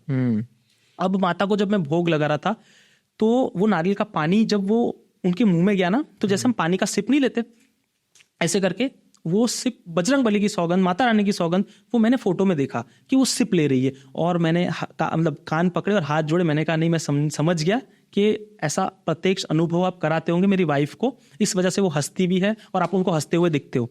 तो ये सच में होता है, सच में होता है। आप बुलाओ ना भाव से, पागल की तरह भगवान आते हैं। अगर सच में भगवान को बुलाना है तो मैं आपको एक स्टोरी सुनाता हूँ सूरदास जी की। मैं बहुत बार मतलब हरिदास जी और सूरदास जी मिक्सअप कर देता हूँ। कल पॉडकास्ट पे मैंने हरिदास जी का नाम ले लिया था, एक्चुअली लेना मुझे सूरदास का था, तो मिक्स हो जाता है। But at the end of the day दोनों एक ही के भक्त है, कृष्ण के ही भक्त है, नाम किसी का भी हो। तो सूरदास जी देख नहीं सकते थे, तो वो रात को हमेशा जाया करते थे पूजा करने कन्हैया की। तो हुआ ये था कि वो एक दिन रात को निकले थे और उस समय उनको पता नहीं था कि मंदिर जा रहे थे, तो उनको पता नहीं था कि वहां पर तालाब के लिए खड्डा खोद के रखा है। तो वो खड्डा खोद के रखा था, तो वो निकल गए। अब जब वो गिरने वाले होते हैं तो सडनली एक डंडा आके उनको बचा लेता है, और वो एक बच्चा होता है, कहता है कि आप है ना डंडा पकड़ के साइड से आ जाओ वरना आप गिर जाओगे। तो वो कहते हैं कि अच्छा ठीक है, मुझे आप गाइड करो। तो वो बच्चा उनको पीछे पीछे ले जाता है और सडनली स्ट्राइक होता है कि रात को ये बच्चा यहाँ पर क्या कर रहा है। तो सबसे पहले पूछते कि क्या नाम है तेरा, तो वो कहता है प्यार से सब लाला लाला कहते हैं, बच्चा कहता है। तो फिर अगेन सूरदास जी कहते हैं कि अच्छा ठीक है, आप रहते कहाँ पर हो। तो वो कहते हैं कि मैं रहता हूँ मतलब जहाँ मेरा मन करे वहीं रह लेता हूँ, ये जगत ही मेरा घर है, ऐसा बच्चा कहता है। देन अगेन वो कहते तेरे मम्मी पापा का नाम क्या है, तो बच्चा देन जैसे ही कहता है कि मेरी मम्मी का नाम जशोदा है, तो वो समझ जाते कि कृष्ण है। और एक छोड़ पर उनका हाथ होता है बच्चे का और एक छोड़ पर सूरदास जी का। तो वो कृष्ण समझ के उस बच्चे का हाथ पकड़ने वाले होते हैं, उतने में वो बच्चा हाथ छोड़ देता है और वो धड़ाम करके स्टिक के साथ गिर जाते हैं सूरदास जी। और वो बच्चा ठहाका लगाता है, हा हा हा हा हा, अच्छा हुआ गिर गए, अच्छा हुआ गिर गए। तो सूरदास जी कहते हैं रोती हुई आवाज में, ये इसके ऊपर बहुत अच्छी पोयम है, मैं तो बोल नहीं पाऊंगा, बट वो कहते हैं कि जब मैं तुझे जानता नहीं था कृष्ण, तब तू मेरा हाथ पकड़ के चल रहा था, आज मैंने तुझे जाना तो तूने मेरा हाथ छोड़ दिया। तो वो कृष्ण कहते हैं हाँ मैं तेरा हाथ छोड़ दिया, जा तेरा हाथ नहीं पकड़ूंगा। तो बच्चा कहता है कि हाँ मैं तेरा हाथ छोड़ दिया, मैं तेरा हाथ नहीं पकड़ूंगा। तो ये सुन के और वो गुस्सा में आ जाते सूरदास जी, और वो ये कहते हैं कि अच्छा तू बहुत हंस रहा है ना काना, तू बहुत हंस रहा है, अगर तू मायका लाल है तो तू मेरा हाथ छुड़ा के भाग सकता है, अगर तुझ में डेयरिंग है तो तू मेरे मन से निकल के दिखा तो मैं तुझे मानूंगा। और जो बच्चा कृष्ण होते वो आके सूरदास जी के पैरों में गिरते, भगवान कृष्ण कहते हैं कि मुझे माफ कर, मैं तेरी भक्ति से ही जिंदा रहता हूं, अगर तू भक्ति ही नहीं करेगा तो मुझे कौन सुनेगा। तो ये भगवत प्रेमी की मतलब चीज है कि भगवान को हम जो भक्त है ना चाहे वो करा सकते हैं। और कृष्ण तो संतन के पीछे पीछे जाते हैं, मैं संतन के पीछे पीछे जावा, कृष्ण राम हनुमान जी साधु संत के तुम रखवाले, संतों के पीछे पीछे जाते हैं, जो नाम जप करते हैं, स्वयं भगवान का स्मरण करते हैं, उनके पीछे पीछे भगवान हो लेते हैं। तो भगवान को हम ऐसे प्राप्त कर सकते हैं इस भाव के साथ। और जब मैं कहता हूँ भाव लाने वाले भी हम कोई नहीं होते, सरेंडर करने वाले भी हम कोई नहीं होते, वो वही करवाते हैं। और जैसे मैंने कहा था कि कैसे सरेंडर करें, सरेंडर एक ही तरह से किया जाता है, सिर्फ आप और भगवान, उसके बीच में कोई नहीं। जैसे द्रौपदी ने किया था, सबसे मदद मांगी, सबके पास गई, किसी ने हेल्प नहीं की, एंड में उनको याद आया कि कृष्ण बचाएंगे मुझे, और फिर जब उन्होंने कृष्ण को बुलाया तो सिर्फ कृष्ण ने मदद की। तो राम जी भी आते, कृष्ण भी आते हैं और हनुमान जी भी आते हैं। तो आप और परमात्मा, दूसरा कोई नहीं। करण भाई, ट्यूसडे को मैं देखता हूँ जब हम जिम जाते हैं तो जिम में बूंदियाँ बंटवाते हैं लोग, हालांकि जिम में ऐसा होना नहीं चाहिए, बट मैंने काफ़ी लोगों को अपने आसपास देखा है ट्यूसडे को बूंदी चढ़ाते हैं जी। तो मैं पूछना ही चाहता हूँ कि हनुमान जी को बूंदी ही क्यों चढ़ाते हैं? और साथ में जुड़ा हुआ मैं थोड़ा सा सवाल एक्सटेंड कर रहा हूँ कि क्या सच में ऐसा कोई जरिया है जिससे हनुमान जी मतलब खुश तो होंगे कोई स्पेशल तरीका है हनुमान जी को खुश करने का?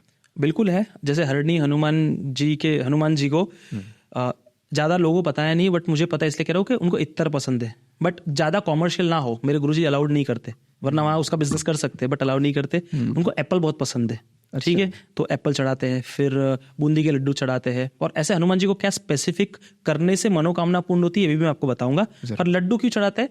लड्डू बूंदी के लड्डू, लड्डू इसलिए चढ़ाते हैं बूंदी के, बिकॉज मैं अपनी बात करूं तो मुझे पसंद है, इसलिए मैं हनुमान जी को चढ़ाता हूं ताकि मैं भी खा सकूं। तो ये भी रीजन हो सकता है। और हनुमान जी को चढ़ता हुआ बेसन के लड्डू, हाँ बहुत लोग करते हैं। मेरा एक स्टूडेंट है, वो क्या करता है ना, मतलब नॉर्मली उसको अलाउड नहीं है, मैं फिटनेस कोच हूँ तो मैं फिटनेस के लिए उसको गाइड करता हूँ, सो मैं उसको इधर उधर खाने के अलाउ नहीं करता, लेकिन ट्यूसडे के दिन उसको एक लूप होल मिलता है उसको, तो वो चढ़ाता इतना है और खाता इतना है, खा लेता है, तो उसको मौका मिलता है। तो आपने वो पॉइंट कहा ना, मैं रिलेट कर सकता हूँ कि कभी कभार खुद खाने के लिए शास्त्रों के हिसाब से तो नहीं पता, बट मुझे पसंद है इसलिए मैं भी कर देता हूँ। जो मुझे खाने का मन करता है मैं हनुमान जी को दे देता हूँ। कभी कभी तो देखो मैं तो नहीं करता हूँ, लेकिन मैंने कुछ ऐसे भक्त देखे वो मिर्ची भी रख देते, क्योंकि बोलते हैं कि हनुमान जी महाराज बोर हो गए तीखा मीठा खा के, अब इनको तीखा चढ़ाओ। तो वो भी करते हैं, करने वाले अपनी भक्ति है, अपने हिसाब से करते हैं, बट हाँ थोड़ी लिमिट में करें। ऐसा नहीं है कि फिर लहसन प्याज भी चढ़ा दो, नॉनवेज भी रख दो, नहीं ऐसा नहीं, थोड़ा शास्त्रों के भगवान को मजा आना चाहिए नॉनवेज का। हाँ ये गलत बात है। तो ये है। अब मैं आता हूँ उस चीज पे कि हनुमान जी क्या करने से खुश होते हैं। अब ये मैंने भी किया था और इसके मुझे रिजल्ट्स मिले, इसलिए मैं कह रहा हूँ। और ये मुझे जिन्होंने बताया था इनका नाम भी मैं लूंगा, और स्वप्न के माध्यम से मुझे चीजें पता चली थी। तो पहले नहीं जानता था, बट हुआ ऐसा था कि इत्तेफाक एक दिन मैं और गुरुजी बैठे थे, मैंने उनको कहा कि हनुमान जी को खुश करने के लिए क्या करना चाहिए, तो वो हंसे, उन्होंने कुछ नहीं कहा। और फिर मैं अपने घर पे चला गया, रात को सो गया। अब उस दिन मेरे गुरुजी सपने में आए, और गुरुजी के गुरुजी पिनाकिन गुरुजी, वो बहुत बड़े सिद्ध महात्मा रह चुके हैं, अभी तो इस दुनिया में नहीं, ब्रह्मलीन हो गए। तो बट वो लता मंगेशकर और इंदिरा गांधी के भी गुरु थे, और ऐसा कहा जाता है वो सीक्रेट सोसाइटी के हिस्सा थे, इसलिए मैं ओपनली कह रहा हूँ वो थे, बट अब वो नहीं रहे, इसलिए मैं कह सकता हूँ। तो ये भी नसीब है कि उनकी वंशावली में मुझे वहां बिठाया जा रहा है, कृपा हो रही है। तो उन्होंने मेरा हाथ पकड़ा था, मुझे अभी भी याद है, और उन्होंने मुझे कहा था कि तू अपनी मनोकामना पूर्ण करना चाहता है तो तू हनुमान जी को उड़द के वड़े और इमरती चढ़ाना, तेरी इच्छा पूरी हो जाएगी। बस इतना कहा था। अगले दिन मैं गुरुजी को पूछने आया, गुरुजी ने कहा कि हाँ बिल्कुल शास्त्रों में वर्णन है इस चीज का। अब ऐसा क्यों वर्णन है इसका भी मैं स्टोरी बताऊंगा। ये देखो सपने के माध्यम से बता के चले गए, और अगले दिन पिनाकिन गुरुजी का बर्थडे था, तो उनके लिए मतलब जहां पर बहुत सारा बड़ा प्रोग्राम रखा गया था, आउट ऑफ कंट्री से भी लोग आते, तो उनके लिए हम हलवा ले गए थे, तो वो हलवा भी उनको चढ़ाया था हमने। तो देखो कहीं ना कहीं उन्होंने गिफ्ट के तौर पे हमको ये चीज बताई। अब मुझे तो बता दिया, तो मैंने सोचा कि पहले मैं ही एक्सपेरिमेंट कर लेता हूँ कि क्या पता इसका यूज होता है कि नहीं। तो अब इसके पीछे की पहले स्टोरी जान लेते, कृपा कैसे होती है। कृपा इसलिए होती है उड़द के वड़े से या तो इमरती से, और इसमें और एक चीज है, इमरती सिर्फ उड़द से ही बनती है, काली उड़द से बनती है। तो एक समय की बात है, जब हनुमान जी छोटे थे तो वो सूर्य को निगलने वाले थे। तो जब वो सूर्य को निगल रहे थे तब राहु ने देखा, राहु ने कहा कि आप इनको छोड़ दीजिए, मेरा खाना है, अगर आप खा जाओगे तो मैं क्या खाऊंगा, इसलिए एक्लिप्स होता है ना, तो अगर आप इनको छोड़ दोगे तो मैं आपको बहुत सारे वरदान दूंगा, ये राहु ने कहा था, शास्त्रों में वर्णन है। तो जैसे ही वज्र आके उनको लगता है, वो धरती पे आके गिरते हैं, और फिर पवन देवता गुस्सा हो जाते हैं, और सब पवन खींचने वाले होते हैं। सो सब देवी देवता आके वरदान देते, उसमें से राहु भी एक वरदान देते, जो आपको काली उड़द के वड़े चढ़ाएगा या काली उड़द चढ़ाएगा उस पर मैं कृपा करूंगा स्पेशल। और राहु की कृपा होती है तो आपने देखा ही है कि रंक से राजा और राजा से रंक, वो उनके कृपा से भी हो जाते। तो हनुमान जी को ये, उनके भक्तों को भी वरदान मिल गया एक तरीके से। तो आप हनुमान जी को अगर ये चढ़ाते हो उड़द के वड़े या तो इमरती, आपको कृपा होगी। और ये मैंने सुना था, तो मैंने सैटरडे के दिन एक पैर पे खड़े रह के 108 हनुमान चालीसा की। और इस दिन भी बहुत चमत्कार हुआ, हनुमान जी आए। हनुमान जी कैसे आए ये भी मैं बताता हूँ कि हरणी हनुमान, मतलब हनुमान जी के सामने मैं खड़ा था, एक पैर पे खड़ा हो गया, सैटरडे था, हाथ जोड़ के मैंने प्रार्थना शुरू कर दी, हनुमान चालीसा का पाठ शुरू किया। तो 20-21 तक तो मेरी हिम्मत थी, 21 के बाद मेरे पैर, हाथ पैर कांपने लगे। मैंने कहा अब मैं करूँ क्या, मैंने ले तो लिया है। और उतने में ही मेरे आंखों के सामने ये हनुमान जी महाराज और 2 विशाल बंदर आके बैठ गए। जैसे ऐसा लगा कि हनुमान जी प्रत्यक्ष में आए हैं, तो उनको देख के एनर्जी आई, और मैंने 108 ऐसे ही कर दी। और उस दिन मैं घर पे बोल के आया था कि आज मुझे इनके लिए ना उड़द के वड़े बनाने हैं, तो मेरी वाइफ घर पे बना रही थी। तो अब इसमें चमत्कार एक हुआ, ऐसा हुआ कि मेरे घर में क्या था, सबसे पहले मिक्सर खराब हो गया, तो मेरी वाइफ ने स्पेशल कूट के बनाते हैं ना, वो उड़द से बनाए, तो वो रेडी कर रही थी और मैं पाठ कर रहा था। और उस दिन और एक दर्शन मुझे हुए कि एक छोटा सा बंदर वहां पर आके खेल रहा था, और राम जी का जो ध्वजा होती है उसको अपने सर आंखों पे ले रहा था और बार बार चूम रहा था, ले रहा था और चूम रहा था। तो ये एक दर्शन देखे मैंने, और मेरा पाठ हुआ। तो पाठ खत्म होते होते 3 बजे कुछ शुरू किया था, 3-3:30 बजे, और करते करते 7:15 हो गए, 7:15 हो गए शाम के, और 7:30 बजे आरती होती है। तो मेरी वाइफ का फोन आया कि आप जल्दी घर पे आओ, प्रसाद लगाना है। तो एडवांस में बोलना पड़ता है, जब आरती होती है उससे पहले देना पड़ता है। तो मैंने कहा मैं फटाफट आता हूँ, मेरा पाठ अभी खत्म हुआ है। मैं घर पे पहुंचा तो मतलब 10 मिनट तो हो ही गए। मैंने कहा कि हनुमान जी महाराज आज लेट हो जाऊंगा, प्रसाद ऐसे ही ना वेस्ट हो जाए। तो मेरी वाइफ ने सीधा ऑर्डर किया कि देखो बहुत मेहनत से बनाया है, आज के बाद कुछ बनाऊंगी नहीं अगर प्रसाद एक्सेप्ट नहीं किया तो मंदिर में। तो हम लोग फटाफट लेके गरम गरम डब्बे के अंदर भागे, और हम लोग ऑलरेडी 10 मिनट लेट हो गए आरती से, 7:40 हो गए, 7:30 बजे आरती हो जाती है। अब मैं एंटर हो रहा हूँ और मेरी वाइफ गाड़ी पार्क कर रही है, मैं डब्बा लेके भागा हूँ, और जैसे ही मैं एंटर किया हूँ आरती शुरू नहीं हुई, और तभी जस्ट प्रसाद रेडी होके गर्भगृह में जा रहा है, और मैं भी उनके पीछे पीछे लग गया, और वो प्रसाद उन्होंने एक्सेप्ट किया। और जो मैंने मनोकामना मांगी थी कि मैं सिर्फ क्रिकेट खेलूं, अपना बिजनेस कर सकूं, और हर 10 साल में आ सकूं, और मेरा पॉडकास्ट बंद ना हो, और मैं पॉडकास्ट कर सकूं, हनुमान जी के गुणगान करोड़ों लोगों तक पहुंचा सकूं, ऐसा कुछ सेटिंग कर देना। वो उन्होंने इस साल के पहले मंगलवार को ही सब कुछ कर दिया। मुझे 10 पॉडकास्ट एक साथ ऑफर हो गए। तो इसलिए देखो मेरा आना जाना हो रहा है, अफ्रीका से आ रहा हूँ, भाग रहा हूँ, क्रिकेट खेलने जाऊंगा नेक्स्ट मंथ, फिर काम के हिसाब से जाऊंगा, तो यही सब भाग दौड़ वो करा रहे। तो इच्छा पूर्ति हुई तो हर कोई फॉलो करे, चमत्कार देखेंगे। मैं एक्चुअली सवाल पूछने वाला था, हालांकि आपने बातों बातों में आंसर कर दिया। मैं इसको रिफ्रेम करता हूँ जी। मैं चाहता हूँ कि ये स्पेसिफिक जो पार्ट है ना, इसको निकाल के मैं रील्स में चलाऊं जी, और लोग जाने जी। तो सवाल रिफ्रेम कर रहा हूँ जी कि आप बार बार इंडिया में आते हैं, फिर अफ्रीका चले जाते हैं, फिर इंडिया में आ जाते हैं, तो ये क्या सिलसिला चल रहा है? क्यों आप इंडिया में आ रहे हैं बार बार? बिल्कुल, मैं सिर्फ एक ही कारण से आ रहा हूँ बार बार, कि हरणी हनुमान की महिमा करोड़ों लोगों तक जाए। मैंने लास्ट टाइम भी कहा था कि शैतान को हराने के लिए भजन और भोजन चाहिए, है ना। खाली पेट शैतान का घर, खाली दिमाग शैतान का घर। तो हरणी हनुमान करोड़ों लोगों तक पहुंचे, जहां से वहां पर अन्नपूर्णा माता की कृपा हो, बहुत सारा फंडिंग हो, और जरूरत भी नहीं है किसी इंसान की, वो स्वयं कर देंगे। बट पहले जाने, क्योंकि वहां के रहने वाले आजकल भूलते जा रहे। मैं खुद 25 साल बाद पहुंचा था, तो मैं चाहता था कि करोड़ों लोग हरणी हनुमान में पहुंचे, वहां पर राममय वातावरण हो, रामचरितमानस का पाठ हो, और वहां पर सिर्फ राम नाम जी का गुणगान हो, जिससे हनुमान जी खुश हो, और जितने लोग वहां पहुंचे वहां सबकी इच्छा पूर्ति हो, और वहां की पूरी इकोनॉमी चेंज हो जाए। क्योंकि जब करोड़ों लोग आएंगे तो ट्रैवल्स, बिल्डिंग्स, पूरी इकोनॉमी चेंज हो जाएगी। मतलब होटल्स, हर ड्राइवर्स को, फिर कैब वालों को, सबको बिजनेस हो जाएगा। और ये होगा, ये होके रहेगा, कोई रोक नहीं सकता इसको। मैं चाहे जिंदा रहूं, चाहे मर जाऊं, आज नहीं, कल नहीं, परसों नहीं, पर ये चीज होके ही रहेगी। करोड़ों लोग, ऐसे तो लाखों लोग आते, करोड़ों लोग जानते, बट वहां आप पहुंचेंगे। वो धाम बहुत बड़ा होगा। ये मेरा मरने से पहले सपना है कि वहां अन्नपूर्णा माता विराजमान हो, हरणी हनुमान को करोड़ों लोग जाने, और बस यही मेरा मकसद है और यही मैं चाहता हूँ। डेफिनेटली भाई, ऐसा जरूर होगा।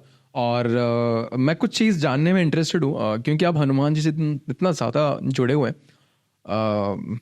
हनुमान जी आपको दर्शन देते होंगे अलग अलग शेप एंड फॉर्म में, तो थोड़ा सा मुझे उसके बारे में बताएं कि क्या अलग अलग तरीकों से आपको दर्शन मिलता है? बहुत बार दर्शन देते हैं, हजारों बार मांगता हूँ, हजारों बार दर्शन देते हैं। और मैं सच कहता हूँ, आप बुलाओगे ना वो आते। लोग क्या कहते हैं मुझे नहीं पता, मैं अहंकार से भी नहीं कह रहा हूँ, प्रेम से बुलाओगे ना वो आते। कैसे? गुस्सा करके भी आते। अच्छा, हाँ। जैसे हम एक स्तुति करते, त्वमेव माता पिता त्वमेव, त्वमेव बंधु च सखा त्वमेव। हम जैसे भाव रखेंगे वैसे भाव में आएंगे। अब एक दिन वो, अभी एक IIT वाले बाबा है, उनके साथ एक लड़की है नायशा करके, वो थोड़े फेमस हो गए थे, उनके साथ घूम रहे थे, तो लोगों ने उल्टा सीधा कमेंट करना शुरू किया। बट वो मेरा इंटरव्यू लेने के लिए आए हुए थे। तो वो बड़ी बड़ी हस्ती लोग आ रही है, तो मैंने सोचा कि जब वो मुझे मिलने मंदिर में आए, तो मैंने सोचा IIT वाले बाबा आपसे, IIT वाले बाबा का जो इंटरव्यू ले रही थी लड़की, वो आई थी। राइट। तो अब मैंने सोचा इतने बड़े बड़े लोग इंटरव्यू लेने मेरा आ रहे हैं, तो उनके सामने भी थोड़ा सा एक शो ऑफ कर देते, हनुमान जी थोड़ा कृपा बता देना। तो वो जब आए ना, तो मैंने एक मिठाई का डब्बा लिया, और उस दिन मेरे सर के ऊपर मंदिर के वहां पर 2 बंदर बैठे थे। तो मैंने कहा कि देखो, इज्जत का फालूदा मत करना, मैं आपके हाथ करूंगा लड्डू का, और आप चुपचाप आ जाना नीचे खाने के लिए, ऐसा मन में मांगा। तो मैंने ऊपर करके लड्डू ऐसे दिखाए। अब वो, पता है, बंदर ने टॉयलेट कर दी, मतलब कि दूर से। अब मेरा दिमाग खराब, मैंने कहा यार, ये तो आपने इज्जत की वाट लगा दी। यहाँ पर कोई इंटरव्यू लेना आया था, आप उनके सामने ऐसा कर रहे हो। मैं तो शो ऑफ कर रहा था कि मुझे दर्शन दोगे। अब मैं गुस्से में डब्बा बंद किया, और मैं सीधा मतलब गाड़ी के अंदर डाल दिया कि जाओ, अब नहीं खाना ना, अब आना मेरे पास। मैं सच कह रहा हूँ, गुस्से में आ गया था, मैं बहुत गुस्से में आया था। और 2, 2:30 या 3 बजे आसपास मेरे घर पे है ना, बहुत सारा शोर होने लगा, ठक ठक ठुक ठुक, और ठोक रहा है कोई। और मैं वीडियो भी भेजूंगा। वो दरवाजा खोल के देखा ना, तो वानर सेना 7 से 8 बंदर आए हुए। और फिर मैंने कहा क्या हुआ, समझ आ गया ना, मेरे पास आना पड़ा ना प्रसाद खाने के लिए, क्योंकि लड्डू मेरे साथ में लेके आया था।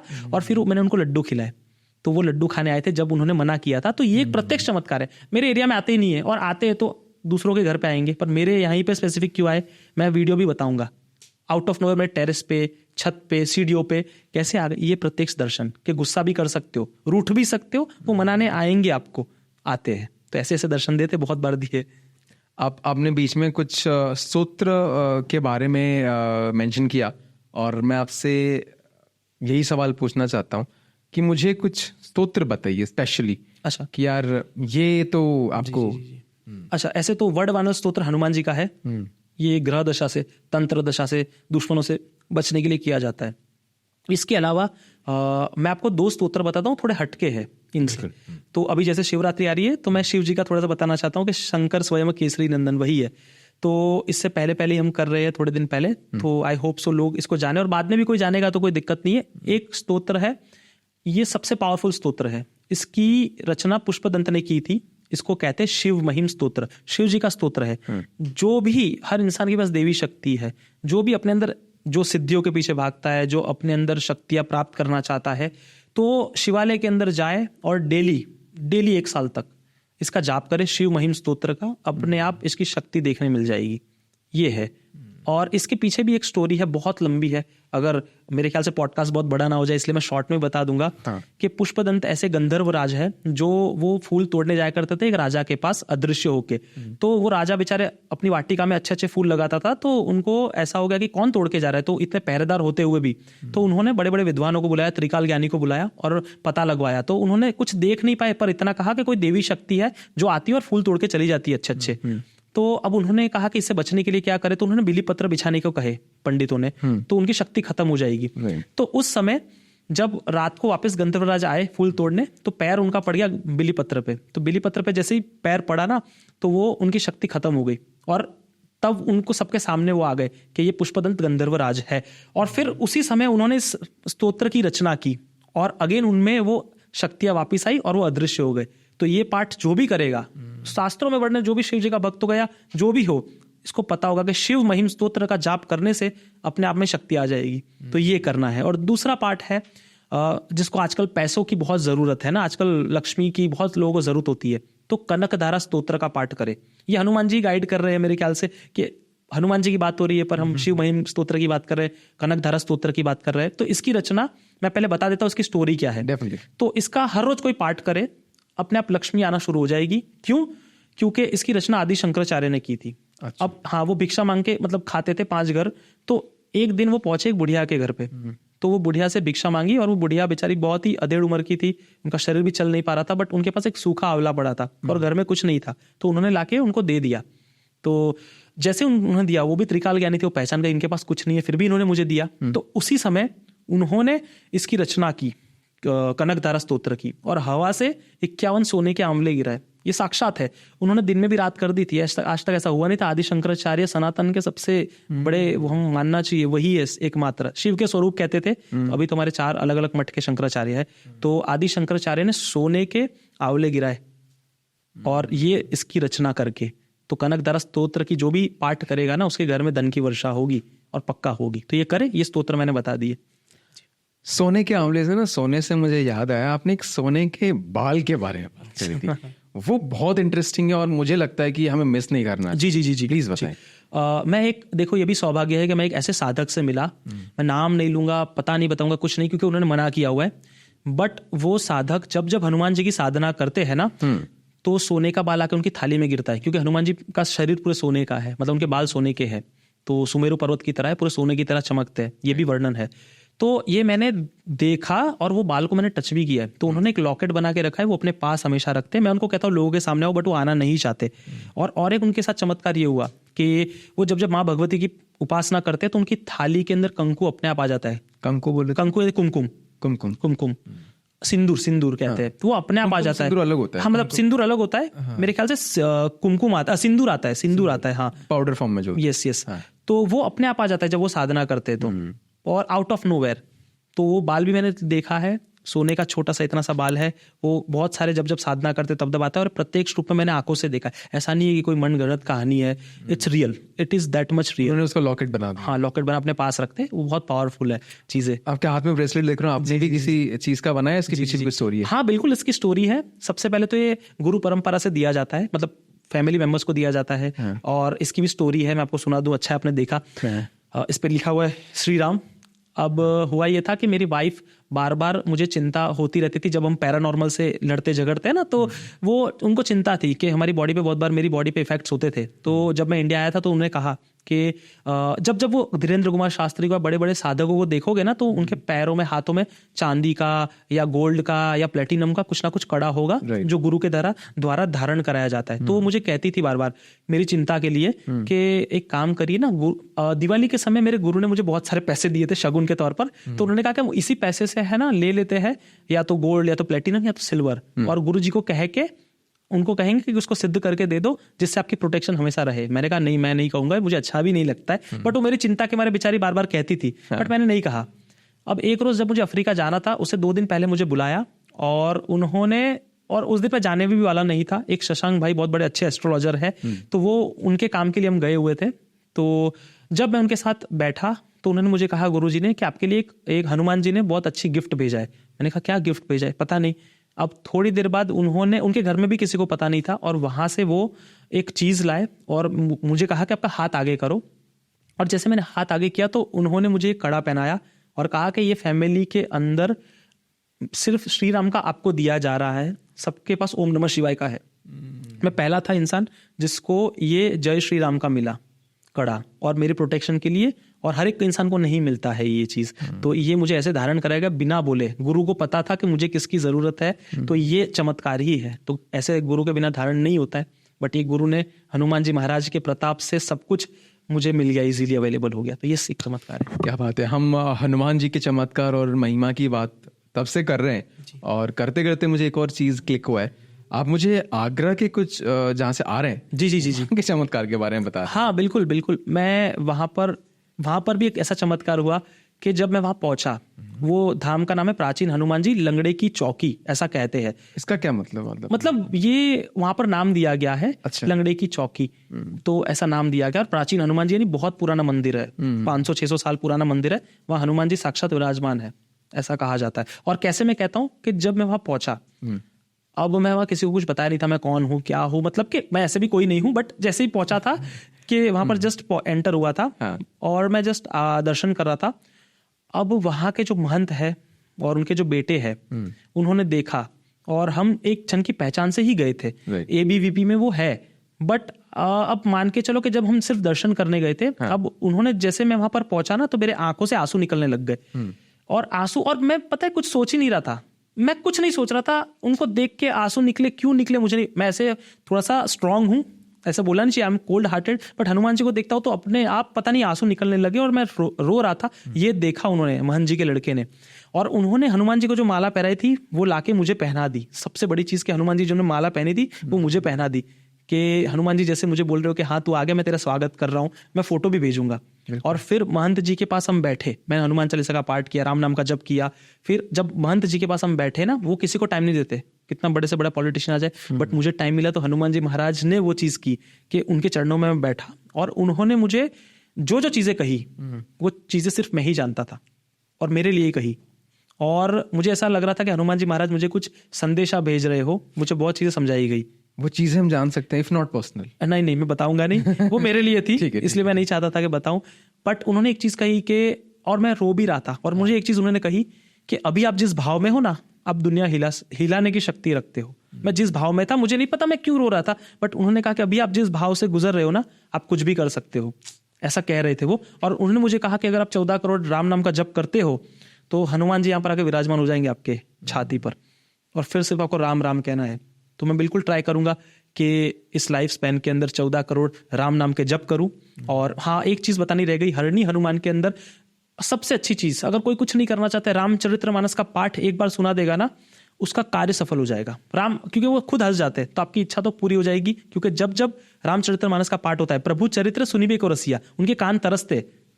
कोई भी मंदिर में, ऐसा नहीं कह रहा हूं मैं, हरणी हनुमान इसलिए कह रहा हूं कि थोड़ा बहुत मेरा फायदा हो जाएगा, हनुमान जी खुश हो जाएंगे, करण अच्छा कर रहा है। बट किसी भी हनुमान जी मंदिर में जाओ, हनुमान जी को पाठ करो रामचरितमानस का अपने हिसाब से, अपने अनुकूल, Hanuman ji will be very happy, क्योंकि वो सीधा खुश हो जाते हैं। और वो क्या करते हैं ना, उनके सामने जो भी आता है तो वो कहते हैं तथास्तु, जाओ जाओ, मुझे सुनने दो कथा, आपके कार्य पूर्ण हो जाएंगे, ऐसे आशीर्वाद देके भगा देते, और वो सुनते हैं कथा। तो ये होगा, ये करने से। अब जब हम डिस्कस कर ही रहे हैं, आप मुझे बताएं प्लीज, रामचरितमानस क्या है और हम क्या सीख सकते हैं इससे? रामचरितमानस तो राम जी की चरित्र के ऊपर पूरी कथा है, और बट लिखी तो राम जी के लिए गई है, बट उसमें गाथा हनुमान जी की गाई गई है। तो मेरा प्रत्यक्ष जो मुझे पूरे रामचरित्र, ऐसे तो सब जगह हर चीज बहुत अच्छी है। उसकी एक चौपाई की बात करूंगा, 2 चौपाई की बात करूंगा, अपनी लाइफ में हर कोई यूज करे। मैं भी यही करता हूं, मेरे गुरु ने बताया है कि कहीं भी हम जाते हैं, घर से पहले निकलते, तो हमारा कार्य सफल हो। जैसे मैं पॉडकास्ट भी करता हूं या ट्रैवल भी करता हूं, तो अगर मैं लेट भी होने वाला तो ट्रेन लेट हो जाती है जब मैं इसका जाप करता हूं। तो राजधानी भी लेट करवाई है मैंने। यस, तो ये जाप है, ये चौपाई ये है कि प्रबसी नगर कीजे सब काजा, हृदय राखे कौशलपुर राजा। इसका जाप जो भी करेगा निकलने से पहले, वो कार्य सफल होगा ही होगा। और एक जाप कि जिससे आपकी इच्छा पूर्ति होती है। हर इंसान को अपनी इच्छा पूर्ति करानी होती है। तो जो इच्छा करी हूं मन माही, हरि प्रसाद कुछ दुर्लभ नाही। तो ये इसका जाप जो भी करेगा हनुमान जी के समक्ष, उसकी इच्छा पूर्ण होगी ही होगी। और अब मैं आता हूं कि मेरे 2 फेवरेट, जब मैं रामचरितमानस की में ये सुनता हूं ना, तो आंखों से आंसू आ जाते हैं। मेरे पर्सनल फेवरेट है, हर पूरी रामचरितमानस पे हर एक चीज मेरी फेवरेट है। बट 2 जगह एक ऐसी हो जाती है कि मैं जब वो सुनता हूँ मजा आ जाती है। तो मैं सुनाना चाहूंगा कि बस मुझे कोई माफ करना अगर मैं अच्छे से चौपाई ना कर पाऊं, क्योंकि मैं कोई मतलब लिखा पढ़ा उस तरीके से नहीं हूँ विद्वान। जितना देखा है सुना है उतना ही मुझे आता है। तो एक जगह पे क्या होता है ना, सीता माता की खोज में पूरी वानर सेना सब लोग निकले होते हैं। तो श्रीलंका के डेड एंड पे आके खड़े हो जाते हैं, समुद्र बीच में आ जाता है। जैसे हम अपनी लाइफ के अंदर डेड एंड पे आ जाते हैं, कुछ आगे दिखता नहीं है ना, तो ये हमारे लिए ही समझाया गया है। तो वहां पर है ना, हर कोई डिस्कस कर रहा होता है कि हम आगे कैसे जाएंगे, क्या करेंगे। तो जामवन जी इधर उधर देखते हैं और हर कोई मना करता है हम जा नहीं सकते। तो उनकी नजर पड़ती है हनुमान जी पर। तो हनुमान जी के पास जाके सोचते कब इनको समय आ चुका है इनको जगाने का। जैसे हम भी सोए बैठे हैं, हमको अपने आप को जगाना है, हम कैसे जगाएंगे, ये कहानी के माध्यम से। तो अब होता क्या है कि बस वो ऐसे बैठे होते हैं और राम राम राम कर रहे होते हैं हनुमान जी महाराज। तो जामवन जी जाके कहते हैं कि पवन तनय बल पवन समाना, बुद्धि विवेक विज्ञान निधाना। इसका मतलब कि हे हनुमान जी महाराज, आप में पवन का वेग है, आप पवन के पुत्र हो, आप कुछ भी कर सकते हो। तो भी वो सुनते नहीं है, वो बस राम राम राम कर रहे होते। तो अगेन वो सोचते कि लाओ मैं इनको याद दिलाता हूं इनकी शक्तियां। तो वो कहते कवन सो काज कठिन जग माही, जो नहीं हो ये तात तुम पाही। हनुमान जी महाराज, आप कोई भी कार्य सफल कर सकते हो, आप कुछ भी कर सकते हो, स्टिल उन पे कोई इफेक्ट नहीं है, ही स्टिल राम राम राम। तो वो गुस्से हो जाते जामवन जी, कहते कि यहाँ जाप करने आए हो या हम सीता माता की खोज करने आए हैं। तो वो बोलते कि अब लगता है कि इनको याद दिलाना पड़ेगा इनका जन्म क्यों हुआ है। तो वो कहते हैं राम काज लगी तव अवतारा, सुनत ही भयो पर्वताकारा। इसका मतलब कि हनुमान जी महाराज, तुम्हारा जन्म राम कार्य के लिए हुआ है, तो चुप क्यों बैठे हो।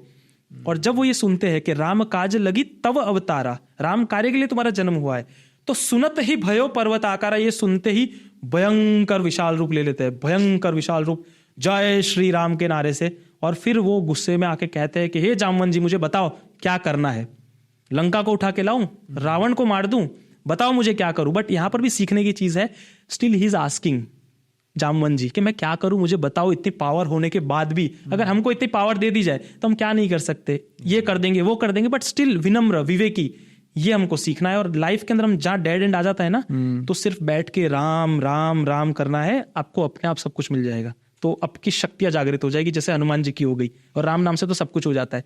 तो ये मेरा फेवरेट है कि ये चीज हुई थी। करण जी, मैं आपको एक बात बताता हूँ करण भैया, अब मेरे पास सवाल जो भी थे क्लियर हो चुके हैं। जितनी बातें हम करेंगे और बातें तो ख़त्म नहीं होगी, क्योंकि हनुमान जी के बारे में जितनी बातें करें, राम जी के बारे में जितनी बात करें उतना कम है। राम नाम से मुझे याद आया, मैं एक ऐसा इंसान नहीं था जो बहुत ज़्यादा राम नाम करे या फिर कुछ भी करे, लेकिन जब से हमारा फर्स्ट पॉडकास्ट रिलीज़ हुआ है, और इस बात से मैं लोगों से कहूँगा हमारा फर्स्ट पॉडकास्ट ज़रूर देखें, मैं लिंक डिस्क्रिप्शन बॉक्स में दे दूंगा।